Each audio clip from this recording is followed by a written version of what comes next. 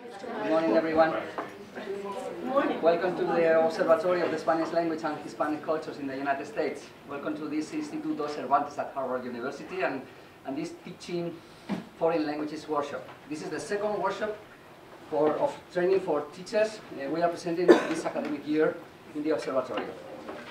My name is Francisco Moreno Fernandez. I'm the Executive Director of the Instituto Cervantes at Harvard University, and it will be my pleasure to introduce our guest today, Fernando Rubio. As you know very well, Moreno, my surname is in Spanish is brown, and Rubio in Spanish is blonde. So today we have a brown boy and a blonde one for the same price. Moreno y Rubio.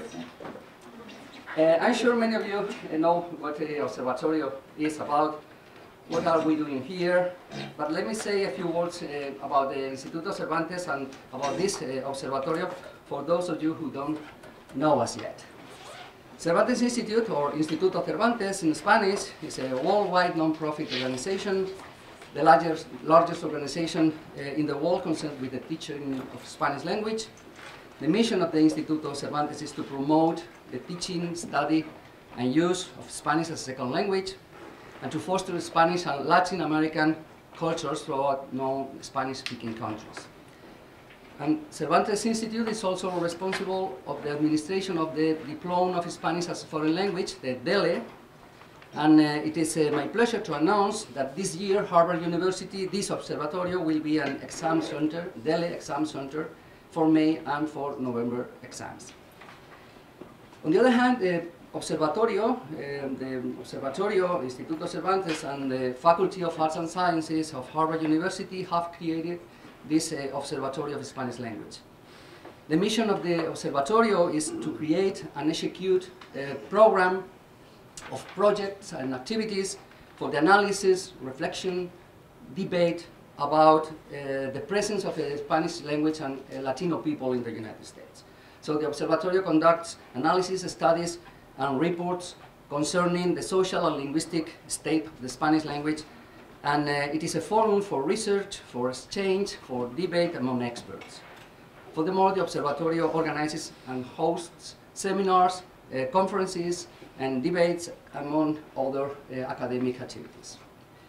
And also we host the Teaching Foreign Languages workshops, like this, about hybrid formats for teaching foreign languages.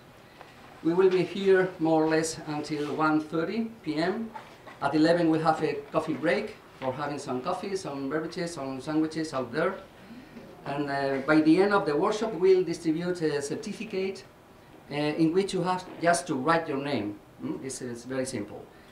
And we have some good news for you, because on behalf of Eva Maria Martin, Education Advisor of the Spanish Ministry of Education in Boston, the persons who can accredit at least 10 hours of attendance in these Cervantes workshops, for example 4 hours today and 4 hours of workshops in last semester and perhaps 4 hours next semester, they will be able to get a certificate of professional development hours from the Boston public school system.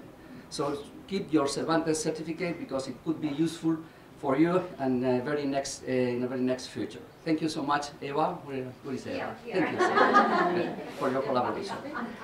And I appreciate very much also the collaboration of Stacy Burns and of the Harvard Department of Romance, Languages and Literatures in order to organize this workshop with Fernando Rubio. Fernando Rubio received his PhD in Spanish linguistics from the State University of New York at Buffalo. He currently teaches Spanish linguistics at the University of Utah, where he is also co-director of the Second Language Teaching and Research Center. He serves, or has served, on a number of professional organizations for the past 2 decades, including the Utah Foreign Language Association, the Modern Language Association, the College Board, and ACTFL. He currently serves on the ACTFL Board of Directors representing higher education, and on the ACTFL Research and Assessment Committee. So, dear friends, Fernando Rubio is all yours. Thank you all for coming to the Observatorio, and enjoy the workshop. Thank you. thank you. Gracias, Paco, for the introduction, and thank you all for being here on a Saturday morning. And thank you for saving the best day of the winter for me. Mild and sunny, no snow almost. So my plan today is to talk about hybrid teaching and languages. The idea is to make it somewhat interactive, so that I will, if that's okay with you, I'll have you do some work. I'll talk for a little bit, then I'll have you work, then I'll talk, then you work, then I work. And there will be a break at 11 or so. So that's the plan. Make it workshop style. And the topic, of course, is hybrid teaching in foreign languages. And I wanted to start by asking you, just to get an idea of who you are and what you do. How many of you teach at the college level right now? Okay, public school? Excellent. Languages? Spanish? Okay. French? One. Other languages? Italian? All right. Any other languages? Non-Romance languages? Arabic. Arabic. Okay. Good. Excellent. And how about levels? How many of you teach at the beginning level? Okay. Intermediate? And advanced? Okay. A little bit of everything. Excellent. Good. So we're going to be talking about pedagogy, teaching. We'll talk about technology as well. And I wanted to start by asking you a question. Do you all have a smartphone? No? Most of you have a smartphone? Okay. See if you can do that. Just a quick question. Using your smartphone, you just have to text this number. Send a text message to 37607 and answer that question. What do you think is the most effective format for teaching a foreign language? Do you think languages should be taught face-to-face, always? Fully online makes more sense? Or a combination of face-to-face and online? So send me a text message to this number, 37607. And if you pick face-to-face, that's the number you have to text. If you pick online, you text this number, 260583, and 260582 if you think a combination of both.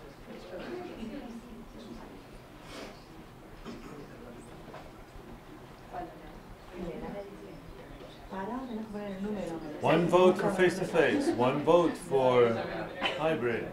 2. ¿Dónde ponemos el texto? Aquí, allá abajo. Esa ha sido tú. Is this the way your students feel when you give them online assignments, technology assignments? They don't know what to do? 6-2?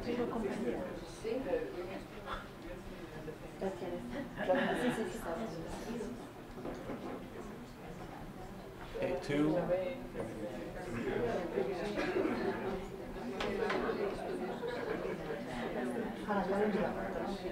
9-2? Nobody voted for fully online? I can't believe it. No, don't do it if you want to. Don't feel pressure. 10-2. 10-2 for hybrid. Wow. I'm impressed. Have you ever used this before? No. No? It's a free tool. It's a free tool. It's called Paul Everywhere. Right here. Paul Everywhere. In languages, since we typically don't have very large classes, we don't really need to do something like this, because if you want to ask your students a question, they can respond. If you teach a class with 400 students, this is a useful tool. Or if you want to do something, and the reason why I'm using this is we're going to be talking about hybrid teaching, where you teach some of what you teach happens face-to-face, some of it happens when you're not there. And this is a way to interact with your students when you're not there. Easy, free. Okay, so it looks like most of you vote for a combination of face-to-face and online. But how many of you currently teach online? Fully online courses? One? Fully online? And how many of you teach hybrid courses where some of the instruction happens online? 1, 2, 3? Only? Really? How many of you use a learning management system, a course management system, like Blackboard or Moodle, one of those? Most of you? And you don't think that's hybrid teaching? It is, right? Because don't you use your learning management system to do some of the things that 20 years ago we used to do face-to-face?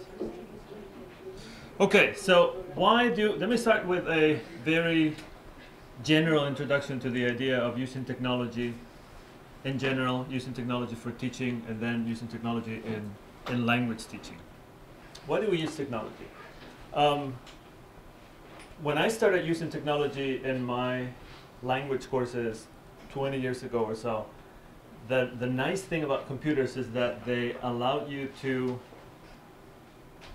be more efficient when you did a lot of the menial work, right? I remember back in the day before we had online components with our courses, when we had to assign workbooks, give our students workbooks that they would take home and do the homework, and then they would bring them back, and then you would have to go home with a stack of workbooks and grade or correct and give them back to the students. It was a nightmare. And then someone invented the electronic workbook, and we thought that was paradise. We don't have to go home there with a stack of homework. They're automatically corrected. The students get the feedback immediately. So that was a great way to be more effective when we were doing structural drills. But technology has changed, has evolved significantly the past 20 years, and now we don't see computers as just that easy way out of the structural drills. We see them as a medium that facilitates communication. I'm going to go back to that in a minute. So that's one reason why it makes sense. Another reason is that, well, you just saw how you voted when I asked you that question. Most of you think that it makes sense to do some things face-to-face and some things online, because face-to-face is seen less and less as the golden standard. Although some people, particularly in the humanities, still think that face-to-face is the way to teach. And then other formats are closer to the way to teach or farther from the real thing. But I think most people see face-to-face as the golden standard less and less these days. And another important reason is that, as you know, most of the people that we teach spend most of their time online already. This is a survey from 2011, and it says that most young people spend more than 40 hours a week online. That's a full-time job. And that was in 2011. It hasn't gone down. It has gone up since then. So that's the way it is, right? Let me give you a graphic idea of what I mean. Have you seen that photo before? No? Okay. That photo was taken in 2005 outside St. Peter's Basilica in Rome. And this is a crowd that gathered there when Pope John Paul II was dying. And people gathered outside St. Peter's Basilica waiting for news on the health of the Pope. And he would die shortly after that. This was in April of 2005. If you look at the crowd, they're all facing the front of St. Peter's. There's a person here, I don't know if you can see it, with what looks like a flip phone. Remember flip phones? She may be taking a photo, I don't know. So that's 2005, okay? Now, ready for this? This is 2013, 8 years later. It's the same place. It's outside St. Peter's Basilica in Rome. And this is when people were waiting for the announcement that a new pope had been elected, Pope Francis. It's the same crowd, almost the same time of the year. This was in March 2013. Same kind of event, maybe not the same kind of event, but related, but very different way of interacting with the world, right? A huge change in just 5 years. And it has a lot to do with this. the iPhone was introduced in 2007, so right between these two. And the iPad that you see right there in 2010. And that changed the way we interact with the world. Changed the way we interact with information. It changed the way we communicate.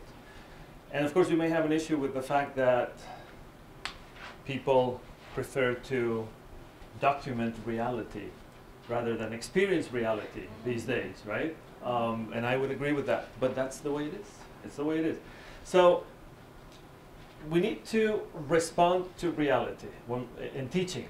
And we've been kind of slow, particularly in the humanities again. We've been kind of slow when it comes to responding to the way people interact and people learn. This is the way we access information and the way we access other people, the way we communicate. We do that all the time. And you do too.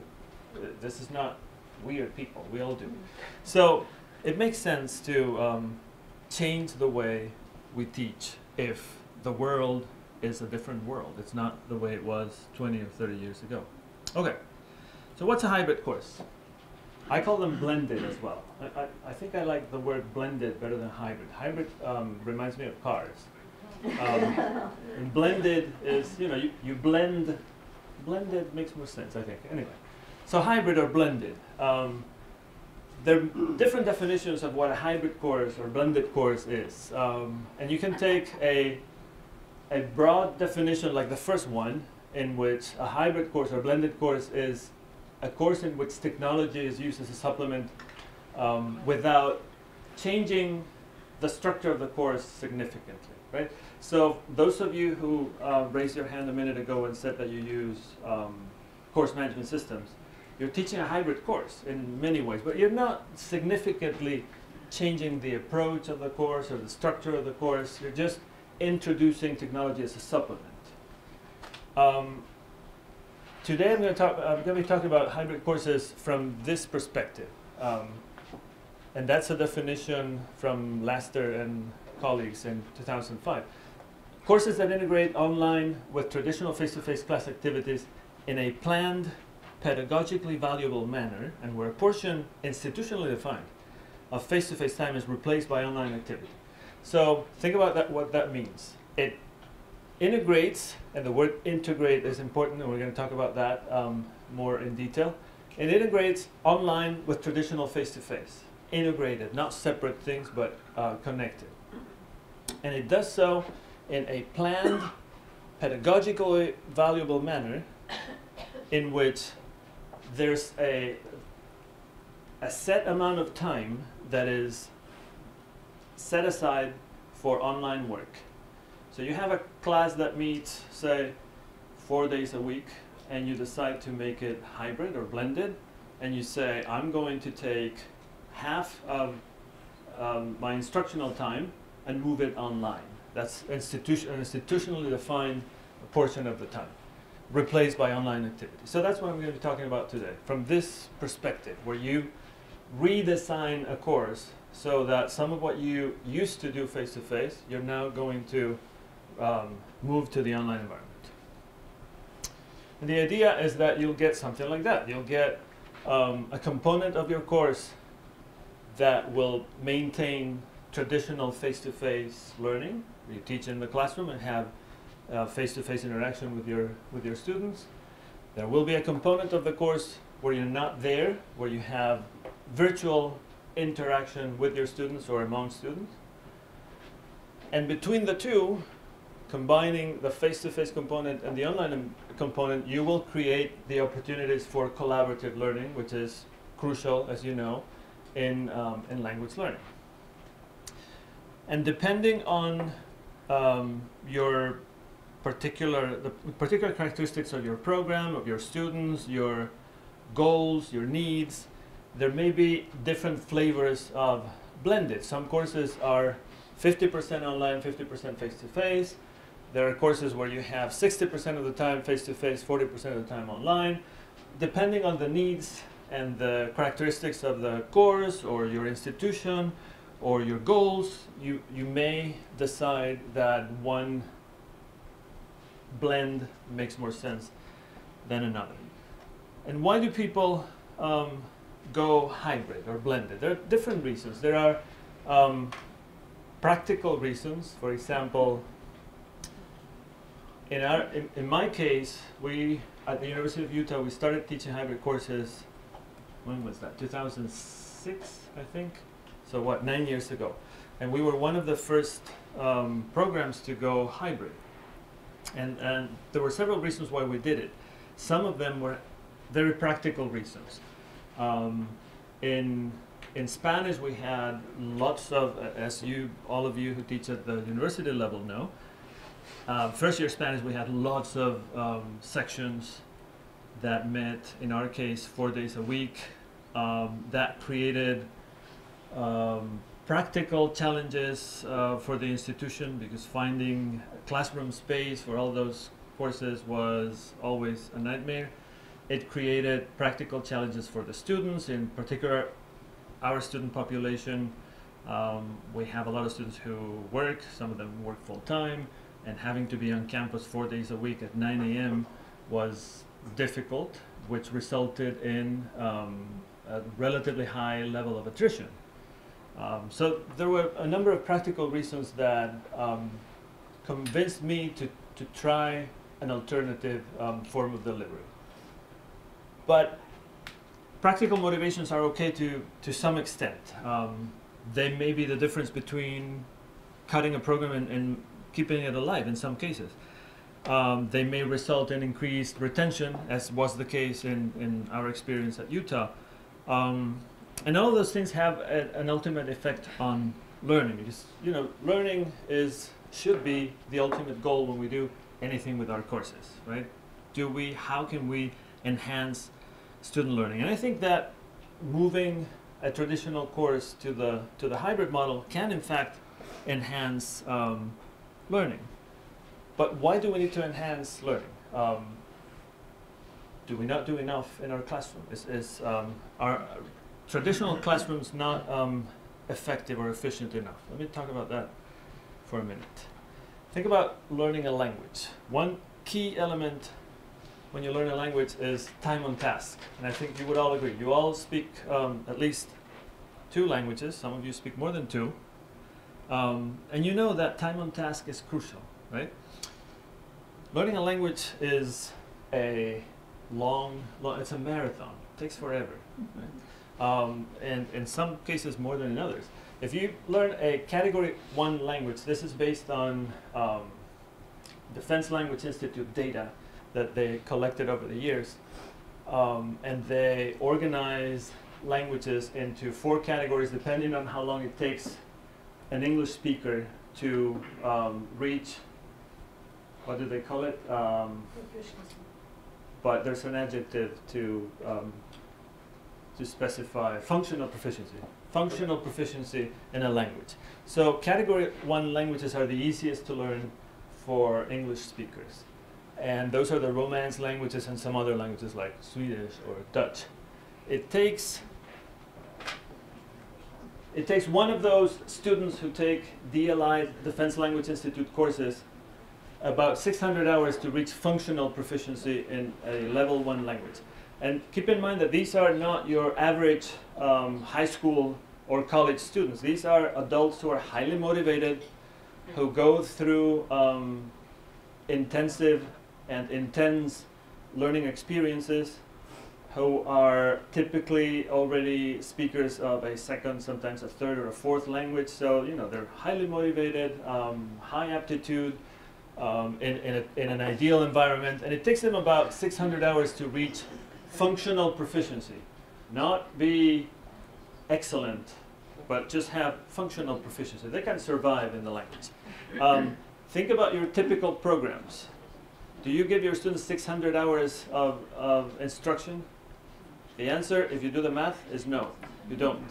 And in fact, in a typical college program, in a Category 1 language, what level of proficiency can we expect when students graduate from a typical, say, college program after 4 years? When they graduate, what level of proficiency do you expect? What will you say? Functional proficiency. Intermediate high. High, intermediate. Intermediate high, if you're familiar with the ACTFL guidelines, intermediate high is typically what you would expect in the easiest languages, which is one of those. After 4 years, when people graduate with a BA in French, unless they have had a significant experience abroad, they don't really get out of the intermediate range. It's not much, really. If you think about it, in order to be certified to teach in a public school, most states, that's the recommendation is a level of advanced low, and that's what most states require. So you don't get there with a typical BA in a foreign language unless you do other things. But what your program gives you is not enough to reach that. And that is in a category 1 language. Arabic, someone teaches Arabic here? Arabic requires 2,200 hours to reach functional proficiency. So multiply by 4. So you really need time on task. Have you read Malcolm Gladwell's Outliers? Yes? No? Some of you have? Okay. Outliers is the story of unusually successful people. And so Gladwell talks about people like Bill Gates and the Beatles. And he explains that although these people were, of course, exceptionally talented, the reason for their success also has a lot to do with the fact that they were born at the right time, but more importantly, that they had more time on task than anyone else. So he interviews Bill Gates, and Bill Gates talks about growing up in Seattle, and he describes how the high school that he attended, the parents did a fundraiser to buy some computers to create a computer club, which back in the early 70s, I think, maybe late 60s, I don't remember. At that time, no high school had a computer club. They didn't even know what computers were. And his high school had a computer club, and he spent hours and hours and hours in front of a computer working with the computers. And when he outgrew those computers in his high school, he was lucky enough to live almost across the street from the University of Washington campus, so he had a chance to go to the university and go to the computer labs there and play with computers a little more. And Gladwell asks Bill Gates at some point, how many people do you think back then, how many people in the world had as much time in front of computers as you had when you were a teenager? And he says, I would say that probably you could count them with one hand. Maybe 4 or 5 people in the entire world had as much time in front of a computer as I did. And that explains, according to Gladwell, why Bill Gates, in addition to other things, but that is probably the main reason why he was as successful as he was, time on task. So what I'm trying to say is that if we know that the way we have traditionally taught languages is not going to give our students enough time on task to reach the level of proficiency that we would want, we need to do something. And incorporating technology into your teaching gives you the chance to increase the amount of time that students have working on task. Why is that? Imagine what you do in class to introduce new material. For example, let's say you play a video. You play a video, you have your students watch the video, you give them some questions. How would things change if you had your students do that activity at home? Think about time on task. What kinds of things can they do that they can't do in the classroom? Watch the video over and over. They have control over how many times they watch the video. They have control over when they watch the video. They can stop it and think about it. They can say, I just heard a word that I'm not sure I understand. Let me go check the dictionary. They have control, basically. They have control, which gives them more exposure if they need it, or the opposite sometimes, right? Sometimes you have students in your class that get bored because the way you present the material is too slow for them. And if you have them control the way or the pace at which the input comes, then they can stay motivated. So give them control, give them more time on task. That at least potentially increases the possibilities of them being successful. So when we're talking about modifying the way we teach and moving some of what we do in a traditional classroom to the online environment, there are some things that we need to consider, some things that we need to think about. Do we want, so when we organize our teaching and think about learning experiences for our students, we need to decide, if we're going to design a hybrid course, we need to decide what do we do in which of the two modes, virtual or face-to-face. And there are some things that we need to consider. We need to consider how learning happens in a language classroom. We need to consider the different phases of a lesson. When does what happen? We need to think about integrating, remember the definition that I gave you at the beginning, integrating online work with face-to-face work. How do we do that? And then we also need to think about the mode of communication that we're focusing on and how a format may be more effective than the other. So let me talk about those things in that order now. How does learning happen in a language classroom? What happens in a language classroom that results in language acquisition? What would you say? What are some of the important elements of a language classroom? Yes? Interaction. Interaction. Okay, so there's interaction in the language classroom. And interaction involves what? Dialogue. Dialogue, which results in what? What do students do to engage in interaction? Work with our They talk. They talk, so they produce language, right? Okay, so there's interaction, there's output, right? The language that they produce. But in order for output to exist, typically we need something before that, which is input. So we have input. Students get a lot of input, right? And basically all theories of language acquisition would agree that input is the basic ingredient. So you need a lot of input. You have to give your students a lot of input. Then you have to give them opportunities to interact so that they produce the output. What else is there? Repetition. Input, output. Repetition could be a form of output or input, both. But so you give me opportunities to interact, I produce output, my output is not appropriate, what do I need? Correction. Feedback, correction, okay, I need feedback, I need information that tells me whether or not I'm going in the right direction, and if I'm not, what do I need to do to correct the course, right? So I need all those things that you just said. Interaction is the key. Interaction results in output, we need input, and we and our peers in the classroom also give us feedback.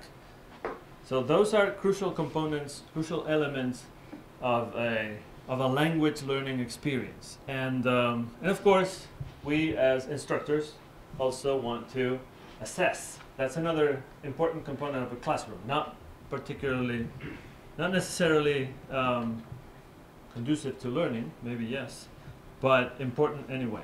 Think about those elements, including assessment, and tell me which one of those do you think, or which ones do you think are more essentially face-to-face elements?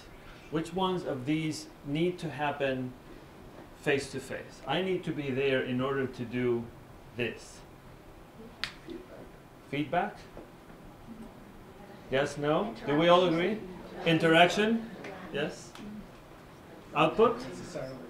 Not necessarily? Okay, let's talk about that. Feedback. Does feedback always need to happen? Do I always need to be there to give you feedback? No. No. What are some of the advantages and disadvantages of doing feedback face-to-face versus online? We can practice online, but then test your skills personally. But think about feedback. When you give your students feedback on what they produce, is it better to do it when you're there with them, synchronously as it happens, or is it better to do it online when you're not there? What are some advantages and disadvantages of the two? Yes? I think the advantage of doing it face-to-face is that you negotiate. You are able to negotiate what is that you don't understand. And so the feedback is targeted to your specific problem.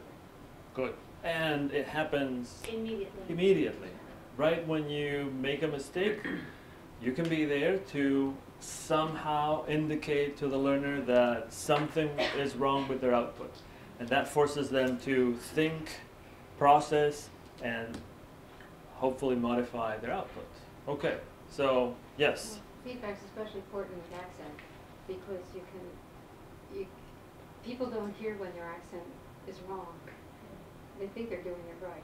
Okay. But feedback with accent's really important. You say you're saying this, but it's this. Okay, so in some aspects of language output, there may be an advantage for. And are you saying that therefore face-to-face is better than online? Yes. All right. Because they don't hear themselves saying it correctly. What if I ask you to do an activity online where you have to record yourself speaking the language, and then I listen to it, the instructor, and then I give you feedback on your pronunciation. And they can listen to it themselves too. I give you audio feedback on your pronunciation, and then I say, you said perro, but you should have said perro, right? And you can listen to your pronunciation and my pronunciation as many times as you want until you get it right. Would that be efficient? I could do that face-to-face as well. I could spend 5 minutes repeating the word perro to you in front of the rest of the students. Would that be very efficient? No. It may be efficient for you, or useful for you, but it may not be that useful for the rest of the students who already know how to say perro and are sitting there waiting for something to happen. So feedback can be more efficient or less efficient in one format or the other, depending on a number of circumstances. How about interaction?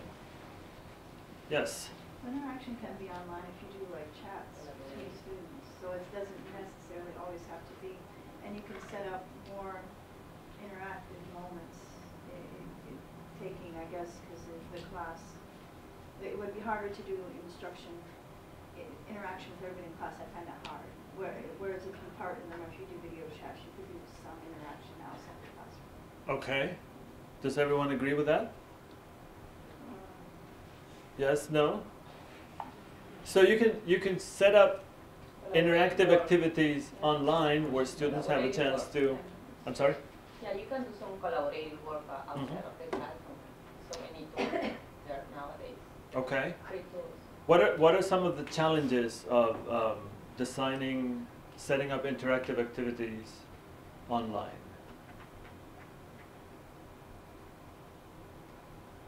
When you want, okay. Timing, no?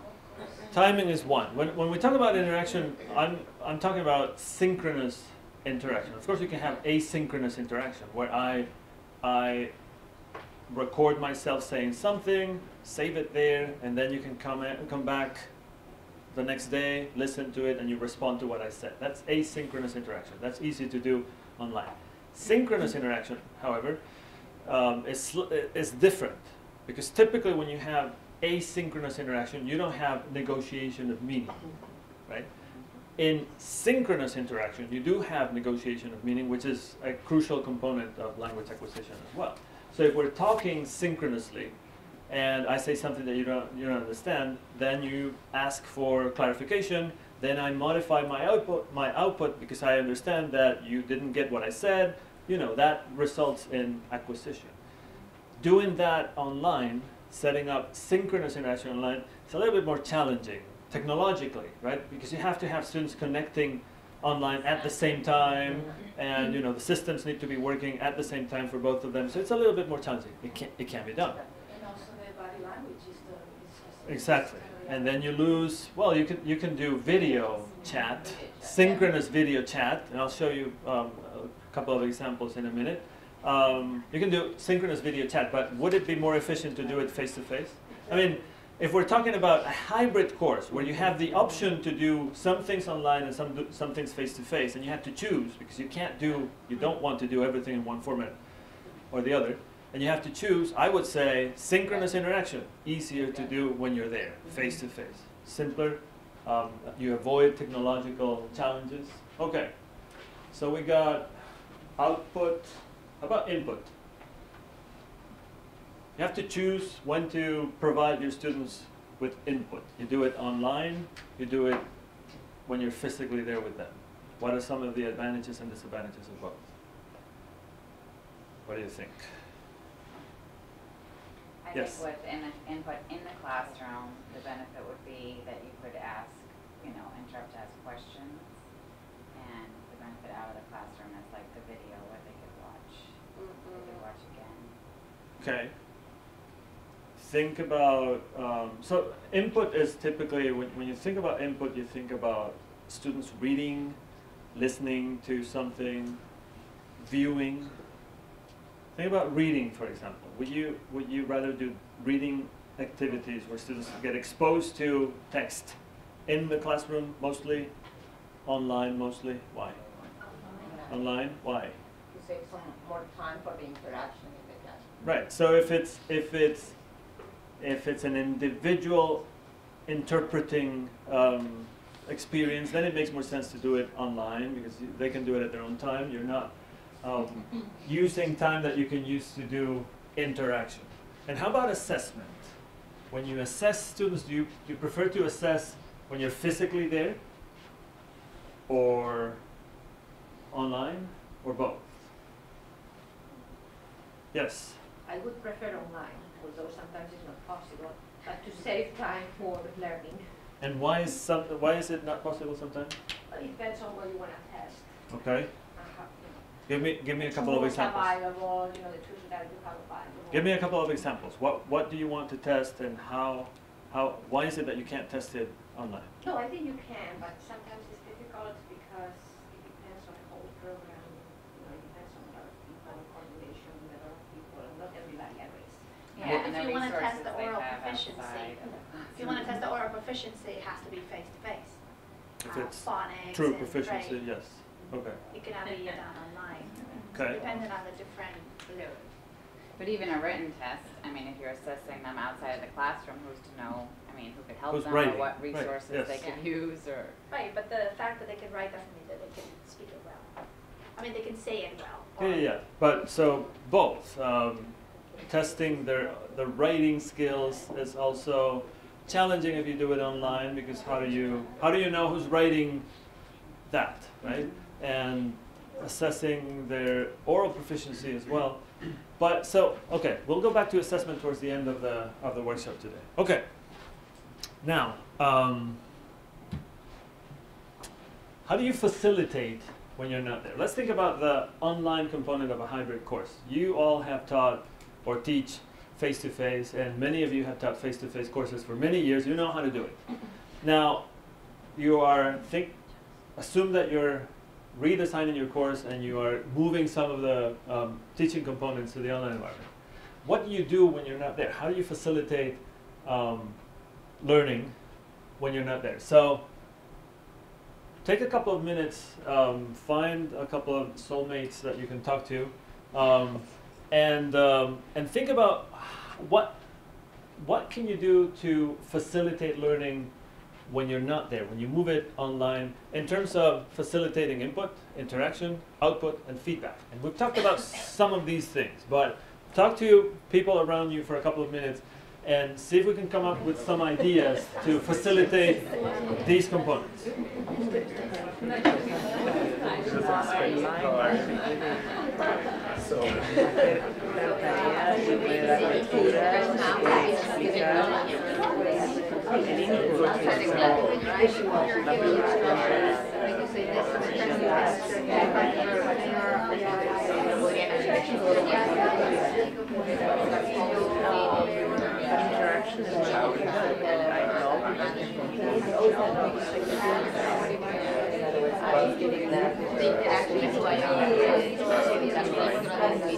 Yo estoy pensando ahora que estás yo hice un gran cambio de eyesight a Canvas, como te controla mucho más. No sé si lo has visto. En realidad presenta tus células de forma fragmentada. La idea está en una parte, las clases están muy divididas. Ya no está. Yes, engaged to make sure they don't write Células parece ser los primeros párrafos que pones en el células, todo el programa, todo el calendario. Y te da la posibilidad de hacer todo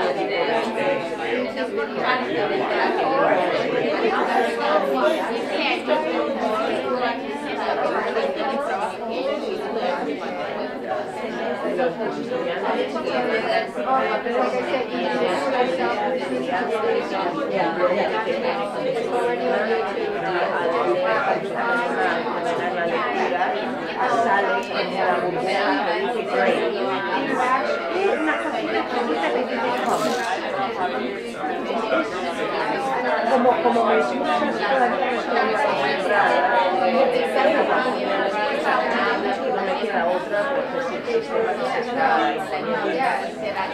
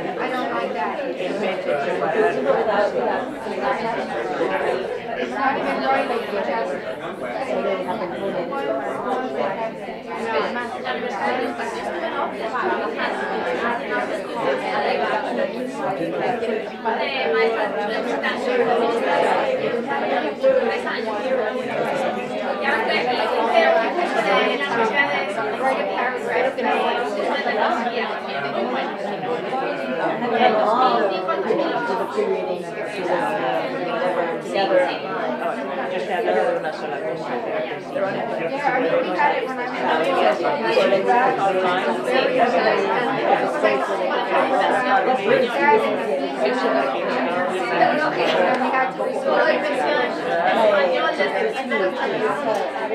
Okay, thank you. Thank you. Thank you. Okay, would someone be willing to share some ideas that would be useful for the group? How do you facilitate? How do you incorporate or promote input outside the classroom?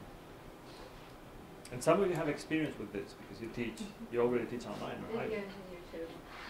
Videos on YouTube. Okay, and the entire world is there. You can find anything on YouTube, right? So that gives you, think about the old days when, I remember this, I'm old enough to remember traveling, going back to Spain and coming back with a suitcase full of, newspaper articles and VHS videotapes with, yes, right? The beauty of technology is that we don't have to do that anymore because now we will have to pay $150 for the extra suitcase coming back from Spain. So we don't need that because the world is, within reach of a smartphone. How about interaction? How do we facilitate interaction? And that may be the hardest thing to facilitate online. But give me a couple of examples of ideas. Yes. Well, we do the Google Docs, so if you have we can go back and forth with that, and I guess also, yeah. Right. So things like Google Docs, wikis, Blackboard Collaborate. There are ways to facilitate collaboration, and even if it's not synchronous oral interaction, it's still interaction, and it builds community, which, as you know, is another crucial component in language learning. You want to have a community of learners that are, you know, able to interact in any way possible, and that's one way to facilitate that type of interaction. How about output? We want our students to have plenty of opportunities and a variety of opportunities to produce the language. How can you do that online to enhance what happens in the classroom? I've had a few cases in which students couldn't be there during the lesson and they recorded a voice message and they sent it to me anytime. I'm not sure I heard the whole Yeah, so sometimes when the students couldn't be there in the class when we were dealing with some specific topics, they record voice messages and they send the files to me. Okay, so you deal with you know, a typical challenge of teaching when students are not there. What do? Do they miss that opportunity to produce the output, or do you give them an opportunity to do it when you're not there? Mm-hmm. Yes. And how about feedback? Feedback? Yes. Google Docs as well. You use the comment tool. Right. Right. So and that's in writing, of course. Yes. Mm-hmm. FaceTime. FaceTime is a wonderful, easy, free tool to Skype too, and those two work for interaction as well. Yes. Does it work for groups? I'm sorry. Does it work for groups at FaceTime, or it just? Let me talk about a tool in a minute that works for groups. Yes. We have a Weebly website, and it has actual tools where if they watch a video, you can have a lesson that they type out and they send back to you via your email, and it works well because I don't trust the fact that, I mean, I work with much younger kids, but to make sure that they have a responsibility to it, because some of them, when they get, well, some children, when they get an assignment, they won't complete it if it's not checked. Mm-hmm. That's another advantage of using online tools, that you can give your students more responsibility for their own learning, right? You have more control over what they do because they can't hide among 25 other students and, you know, don't do anything. If everyone has to do it and submit it online, then you know who did it and who didn't do it. Okay, let me ask you for a more specific example. Working with this is your group icon. So working with the group that you were working with, imagine that you are assigning a presentation, right? This is something that happens in language classrooms all the time. Students have to present, right?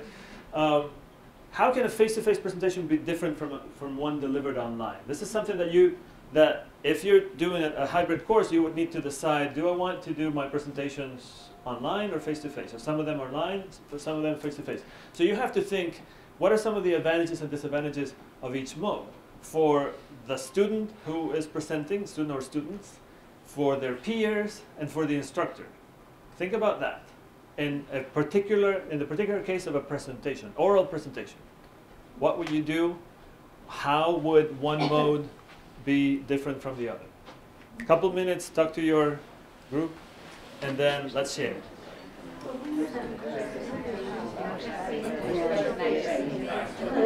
takes so long.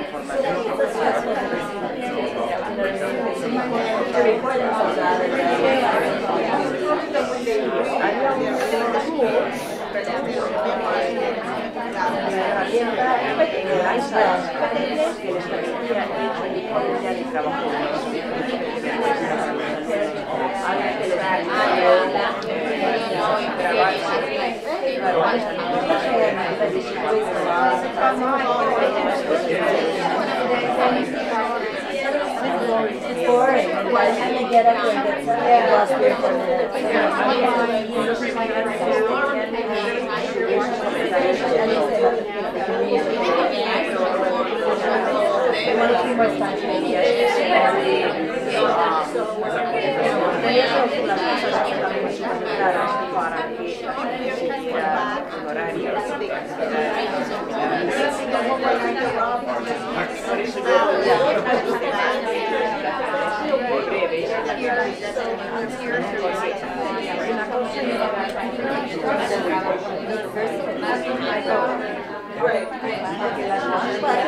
Thank you. Thank you. Teachers, I'd like to talk. Thank you, teachers. Yeah, I need a bell or something. Yeah, but then the recording will. It's a group of teachers. Of course, you like to talk. I know that. Okay, so what would be some advantages of doing a presentation? Let's say online. What would be some advantages of doing a presentation online for the student? Yes. They can repeat it as many times as they want and they love it. Think about anxiety, right? And we tend to forget about that. But our students, you put them in a situation where they have to speak in a foreign language in front of a class. It's embarrassing. It's a lot of anxiety. Think about anxiety. You do it online. You don't have anyone in front of you when you're doing it. You have the opportunity to go back, listen to it, edit, re-record. It solves a lot of problems. Advantages for the peers. What do you do when you have your students present in class? Do they present and then it's over and then move on to the next presentation? Feedback. The feedback from the peers. Feedback from the peers, okay. And what happens when you do it online? Huh? You can get that. I mean, you can set it up in a way that peers post comments or... And what are some of the advantages of peers posting comments online as opposed to giving feedback? To make an inventory. To register, for example, all the processes. So if I'm giving the presentation, I'm getting feedback from you, it may be a lot easier for me to process all that feedback if I have it in writing, record it there, right? It's also easier for my peers to listen to my presentation 2 or 3 times if they have to, and then give me feedback. If I, as the instructor, which I normally would do, design some type of activity that goes with the presentation. So you give a presentation and I'm going to ask you to come up with some questions that your peers will have to answer based on your presentation. Again, if you have the option to watch the presentation 2 or 3 times, then it makes it a lot easier. How about for you, the instructor? This is the most important component. Why? How does this make your life easier? Yes? But also for the student, when he's giving his presentation in class, he also has the opportunity, or she has the opportunities to do self-correction. I mean, many times it has happened to me. I'm writing something down and the student notices he's made a mistake. So that won't happen. Good point. Good point. So yes, so we're not saying that this is the golden standard, that all presentations should be done online because they're better. No, there are instances in which things that would happen when you're doing it synchronously will not happen when you're doing it online. And sometimes you may decide that you want your students to go through that increased anxiety level just to give them the motivation to do it right. Of course, they will prepare a lot better if they have to do it live in front of an audience than they would if they're going to record it, right? So sometimes I agree, there will be advantages to doing it face-to-face. How about for the instructor? You have more time in class. That's because those presentations can go on and on and on. I know. Don't you hate it when you have 25 students and we're doing presentations at the end of the semester? 3 days of presentations. Yes, it's awful. It's awful. So frees up class time to do other things, more important perhaps, or more conducive to learning. Okay, so we talked about how the different components that result in language acquisition can be thought about in a face-to-face format or an online format, and how the two have advantages and disadvantages depending on what you want to do. Let's now think about the phases of a lesson. Depending on where you are in the lesson, you may want to focus more on one thing over another. And that may, again, influence your decision to do some things online or face-to-face. I would say that most lessons follow something along these lines, where you start with input, right? So you start introducing new material, you present lots of input. This phase of the lesson is typically more teacher-centered, because you're the one controlling the input. This is where you introduce the new skills. This is where you would do a lot of modeling. You provide a lot of modeling for the students. Then you typically move to a phase where you give students the opportunity to practice the new skills that you've introduced, to start working with the input, the new vocabulary, new structures.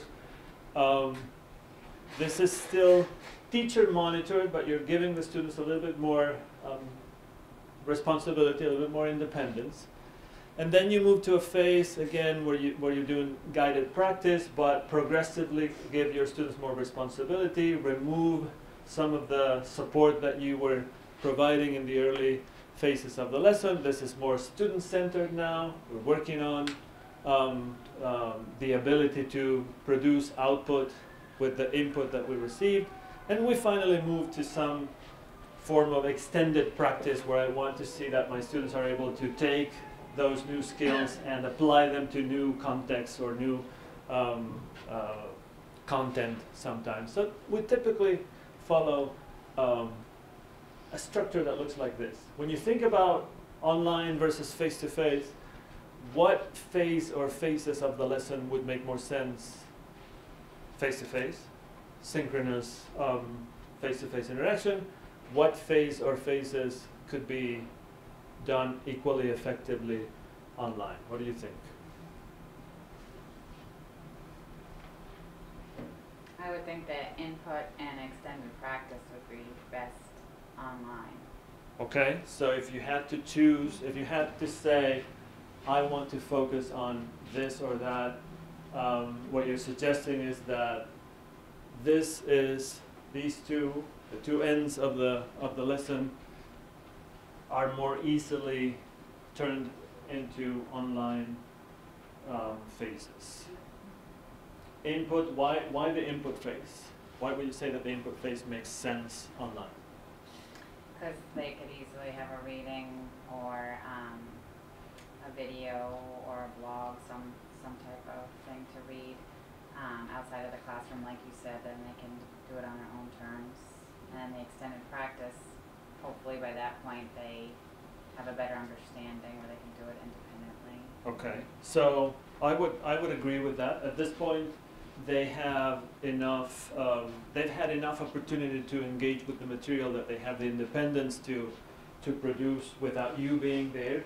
And at this point, it may be that this phase does not require as much interaction as these other two phases. Therefore, it may make sense to do a lot of the input phase online. Yes?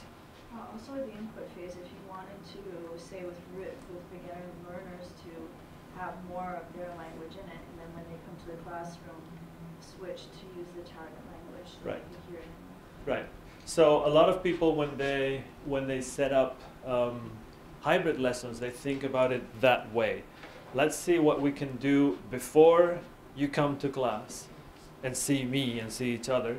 Let's see how much you can prepare for that synchronous phase of the lesson online. So you do something online that prepares you to then come to class and do the guided practice. So Okay? we will be better prepared for the classroom and we'll be using more, we have more time to do the Exactly. And then you have more time in the classroom to do the things that you want to do interactively, rather than you sitting there being exposed to input, which you can do online. Good. But if you think about that, along the lines of what you were just saying, then you think about integrating the two components really well. What you don't want is, so you want to find a way to create good flow between the two formats, the two components of the lesson. Everything that happens face-to-face needs to be connected to what happens virtually, and everything that happens virtually needs to connect to what happens face-to-face. So just like you were saying a minute ago, what can I do with my students online so that when I see them again tomorrow, they're prepared to use those skills in a more interactive, interpersonal way? And then what can I do in class when I have them in front of me to prepare them to work independently when they go home and do the online component of the course? So we want to be able to create good flow between the two components. Otherwise, what happens, and I'm talking about my own experience, what happens is that students will see the hybrid course as a course that meets once or twice a week, and then there's a lot of homework. And you don't want your class to be a lot of homework. It's not homework, it's class time. In our model, we call the online component of the course, we call them virtual days. So they have face-to-face days and virtual days. And each virtual day has a structure that follows the structure of a lesson. It's not, I see you on Mondays and then on Tuesdays you have a lot of homework and then I see you again on Wednesdays. They're virtual days and face-to-face days. Okay, so I wanted to give you, and I'm going to need some help distributing this. Thank you. It's, what is it, 3 or 4 pages? 4 pages, I think. Thank you very much. Someone back there willing to help? Thank you. So what I'm going to give you is an example of an activity that we've used with the first year Spanish courses at the University of Utah as part of their virtual day. Actually, no, as part of both virtual and face-to-face days. So it's an activity that follows a number of steps, some of which happen face-to-face, others happen online. And I wanted to show you that flow, how what students do in class is connected to what they have to do online, and then what they do online connects to what they will do the following day in class. It's an activity that has 5 steps. Let me talk about, once you all have a copy, I'll describe what the 5 steps are.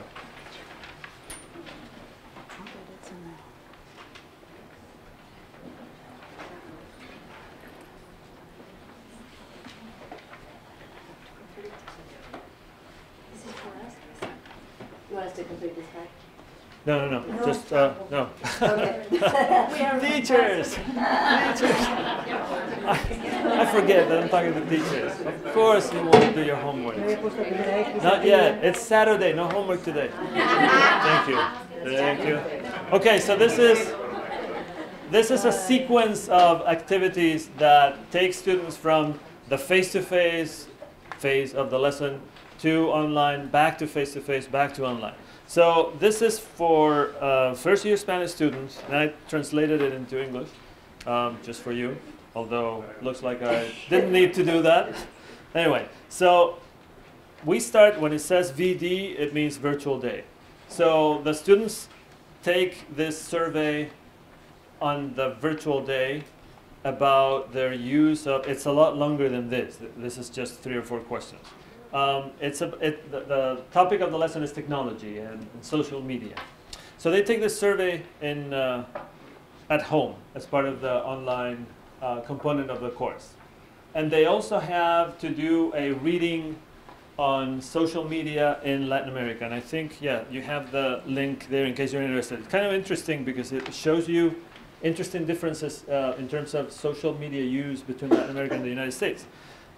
It's easy to read. There are a lot of cognates, of course, lots of charts and graphics. It's very easy to read, accessible for a first-year student. So they do that. When they complete the survey, which we deliver using our learning management system, the activity generates the statistical results. And most learning management, what elements do you guys use? Is it Blackboard? Canvas. Canvas. That's the one we use. Canvas is great. Canvas is going to take over the world.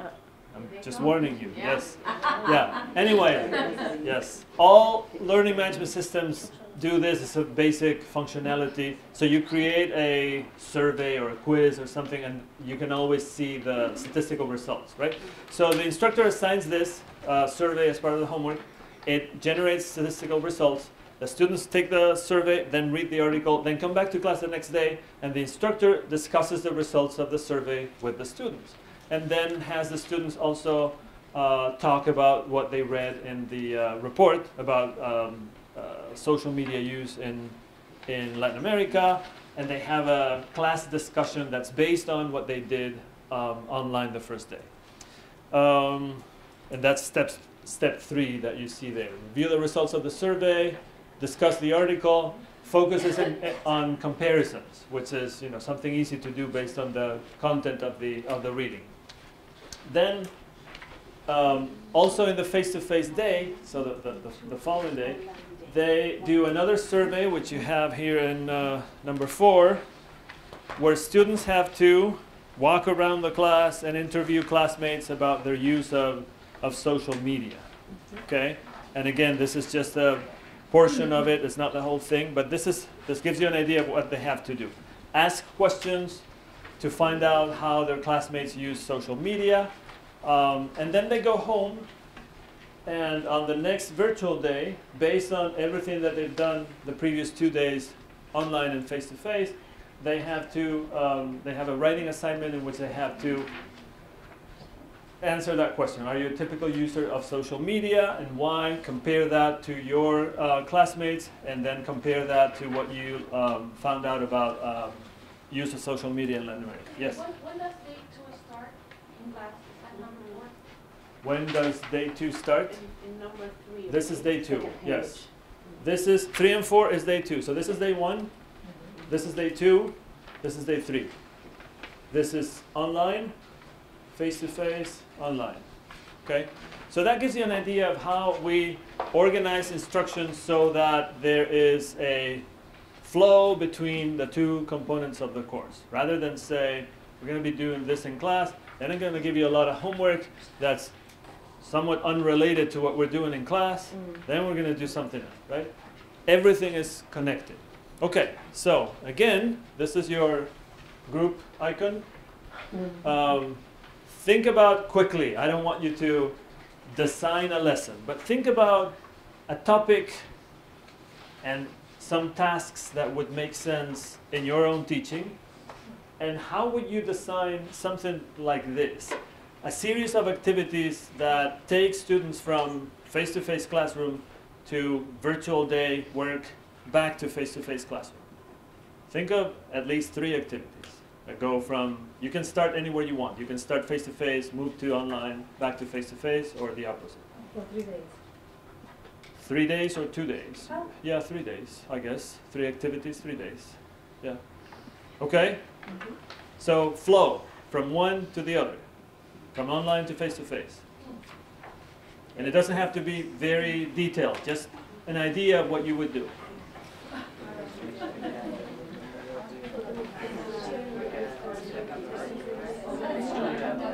I'm thinking, one activity could be from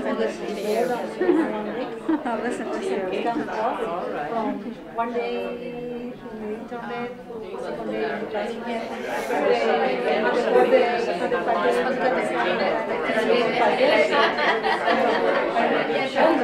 like a TED talk. There's no limit of time.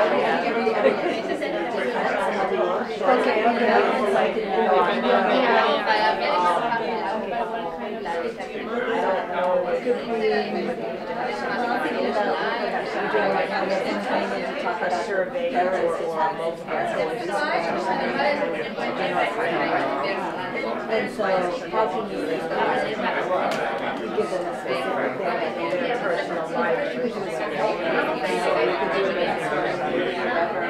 Some kind of setting look for information, so maybe I'm thinking more topic and less the grammar. Maybe come back to class. I guess they could review a survey. I guess they could also put in a couple of questions on the reading. Making sure that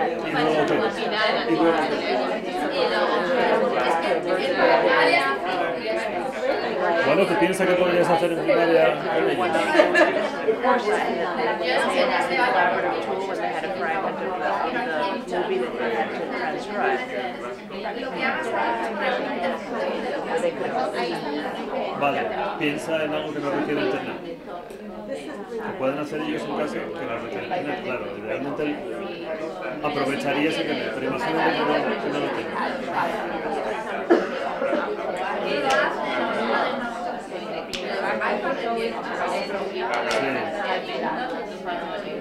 Sí. Y un iPhone también. Sí.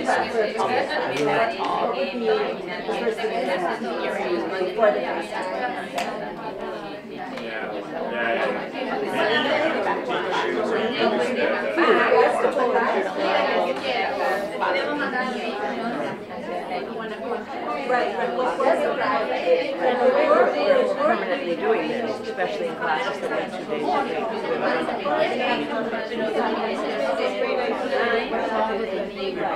Hour and a half.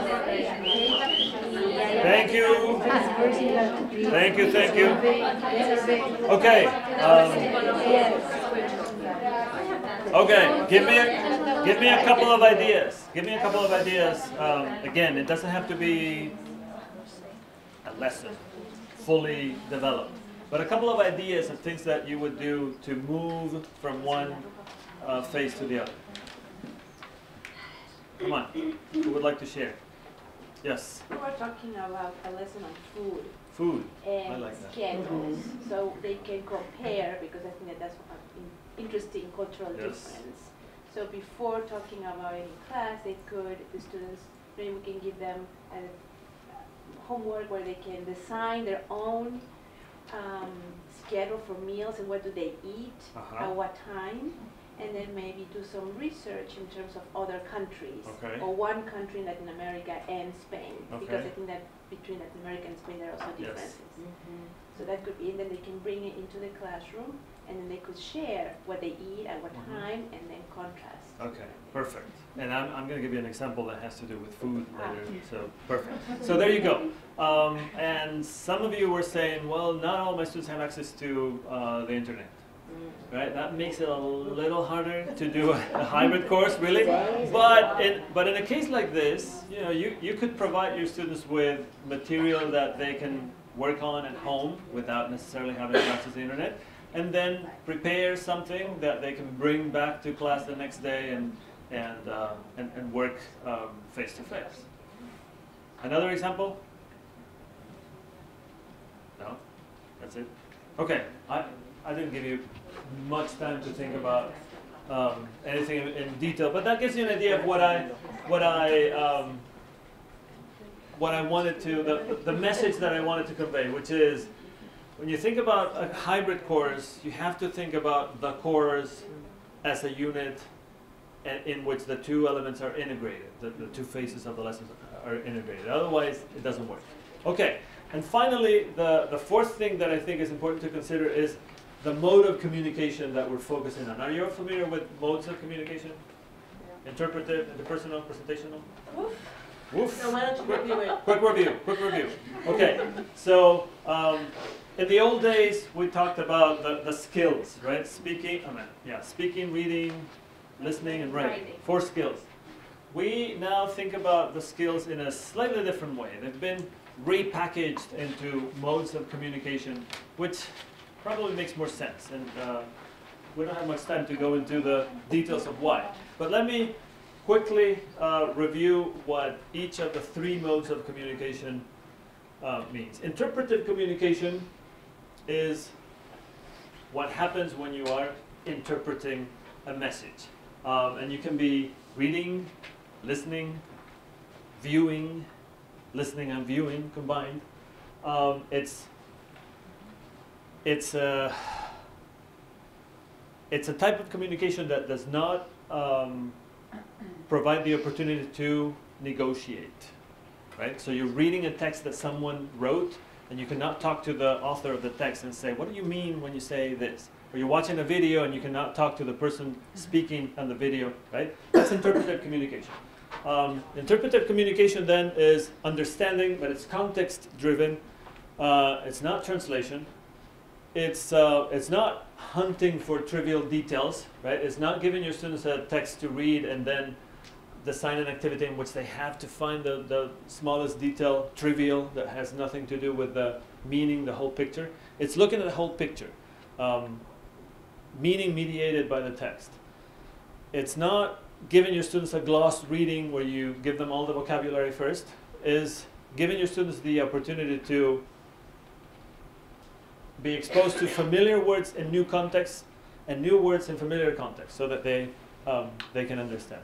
It's reading, listening, or viewing not only from the reader's perspective, but also from the author's perspective and from a cultural perspective.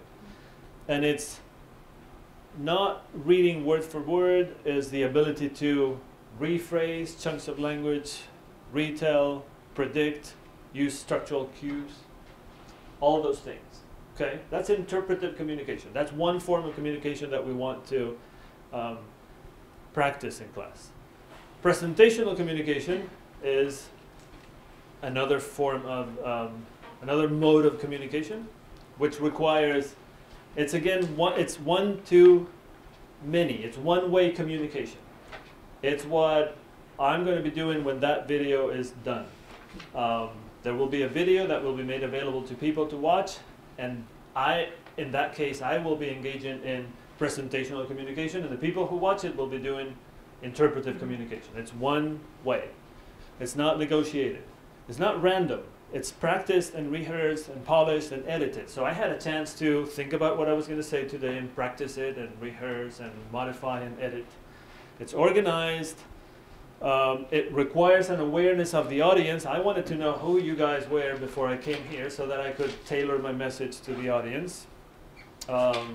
You have the opportunity to, when you think about the student, they have the opportunity to use dictionaries, or if it's written, they can use spell checks, and they can find ways to maintain the attention of the audience. So these are characteristics of presentational communication. How do you do, when you're thinking about the online component of a hybrid course, how do you do presentational communication? What kinds of tools do you use for your students to engage in presentational communication? What will you use? I want my students to do a presentation online. What technology tools do you use? Webcam? Dropbox, for example. Dropbox? Google Plus. Google Plus. Google Plus, yes. Facebook. Facebook. How about PowerPoint? You use PowerPoint? SlideShare, for example. Prezi? Are you familiar with Prezi? Yes. YouTube? You're familiar with YouTube. Picklets? You know what that is? No. No? I'm not going to show it to you because we would be here till tomorrow. But Picklets, it's an interesting for, well, I was going to say for lower levels, but even for higher levels of proficiency, it's a site where you can go, pick a photo, and create, write short text that describes the photo or the scene. And you have two options. You can either, the site provides you with a list of words that are related to the photo, a list of adjectives, nouns, verbs, adverbs, and you can pick and create like a little poem, or you can do free form where you add your own words, and it's pretty neat. Look it up. These two are presentational tools in which, you know how students often, when you want them to do a video presentation, they don't feel comfortable videotaping themselves.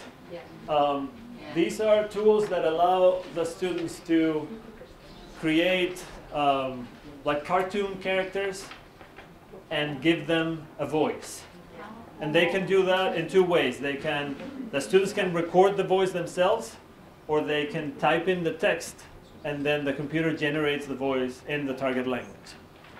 Right? So it's one way of doing a presentation and removing some of the anxiety that some students have when they have to videotape themselves and do it online. Okay, so that's presentational. Interpersonal communication, we talked about this. This is one of the more challenging things to do on an online environment because it is two-way and by definition synchronous communication that allows for negotiation of meaning. It has to be spontaneous. It has to allow for negotiation, as I said, where you can help each other come to an agreement. There should be follow-up and reaction and an attempt to maintain the conversation. The focus is on the message rather than the forum. And if communication fails, there's always the opportunity to ask for clarification to maintain the flow of the conversation. Interpersonal communication in class is very easy to do, of course. Online is a little bit more challenging, as we said.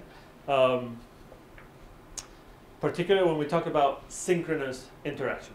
So what I would say, if you're thinking about designing a hybrid course where you're going to have time with your students face-to-face, I would say focus that time on synchronous interaction. Do it in class. The classroom environment is ideal for this. So why reinvent the wheel? Use that time to do this. And if you want to do synchronous computer-mediated communication, that seems it. If you want to do synchronous computer-mediated communication when you're not there, what will you do? How will you do it? Someone talked about Google Hangout. Do you use Google Hangout? Google Hangout is, for those of you who are not familiar with it, everybody has a Google account. I'm sure you do, even if you don't know. You have a Google account. You go to your Google account, and it's one of the tools that's listed there. And again, I would show you if we had a couple more days to do this. And it's similar to Skype, but it has two advantages over Skype. One is that you can have a video conversation with more than one person at a time. Two, and this is crucial for us as teachers, is that you can archive that conversation. You can record it. Well, you and the students, whoever participates, can record the conversation. So you can assign your students a synchronous interaction online, videotaped, and have them record it so that you can listen to it and give them feedback if you want. Okay? That's the advantage of Google Hangout over Skype. Some of you may be familiar with Wimba Voice. If you use Wimba Voice, you can do the same thing, basically. If you use, some of you said that you use Canvas. Canvas also gives you an opportunity to do synchronous videotape interaction that you can record. And in Canvas, in addition to that, you can create your own rubric that you post there on the side of the screen. So when the students record their synchronous conversation online, you can listen to it or watch it, and you have your rubric next to you, and as you watch it, you can go click, click, click, and assign a grade. Given the rubric, it's wonderful. So, as I said when we started, technology is almost getting to the point where you can do many of the things that 5 years ago you would say you can only do that face-to-face. You can do them virtually as well. I wanted to show you one tool, and then can we break? Okay, let's do that. So I wanted to show you one tool that some of you may be familiar with, VoiceThread. Are you familiar with that? Yes. Yes? All of you? No? Can we spend 2 minutes looking at that? Okay, good. So this is a tool that allows you to do oral interaction, but it's not synchronous. As I said earlier, if you're going to do synchronous oral interaction and you have classroom time with your students, do it then. But if you wanted to do asynchronous oral interaction, VoiceThread is a wonderful tool. I'm going to show you a quick, it's a 1-minute tutorial. Am I connected to the internet? Yes, I am. It's not very fast, but it's there. It's voicethread.com. You can create an account, and it's free, but it has a limited number of users. If you want unlimited users, then you have to pay. You could make a VoiceThread in about the same amount of time it takes to shoot off an email to a friend. So here's how you do it. You can't hear anything, huh? Go find your images, documented video, wherever they are. You can hold down the Shift key to select more than one, and then you start uploading. If it's not a video or a document, it should go pretty quickly.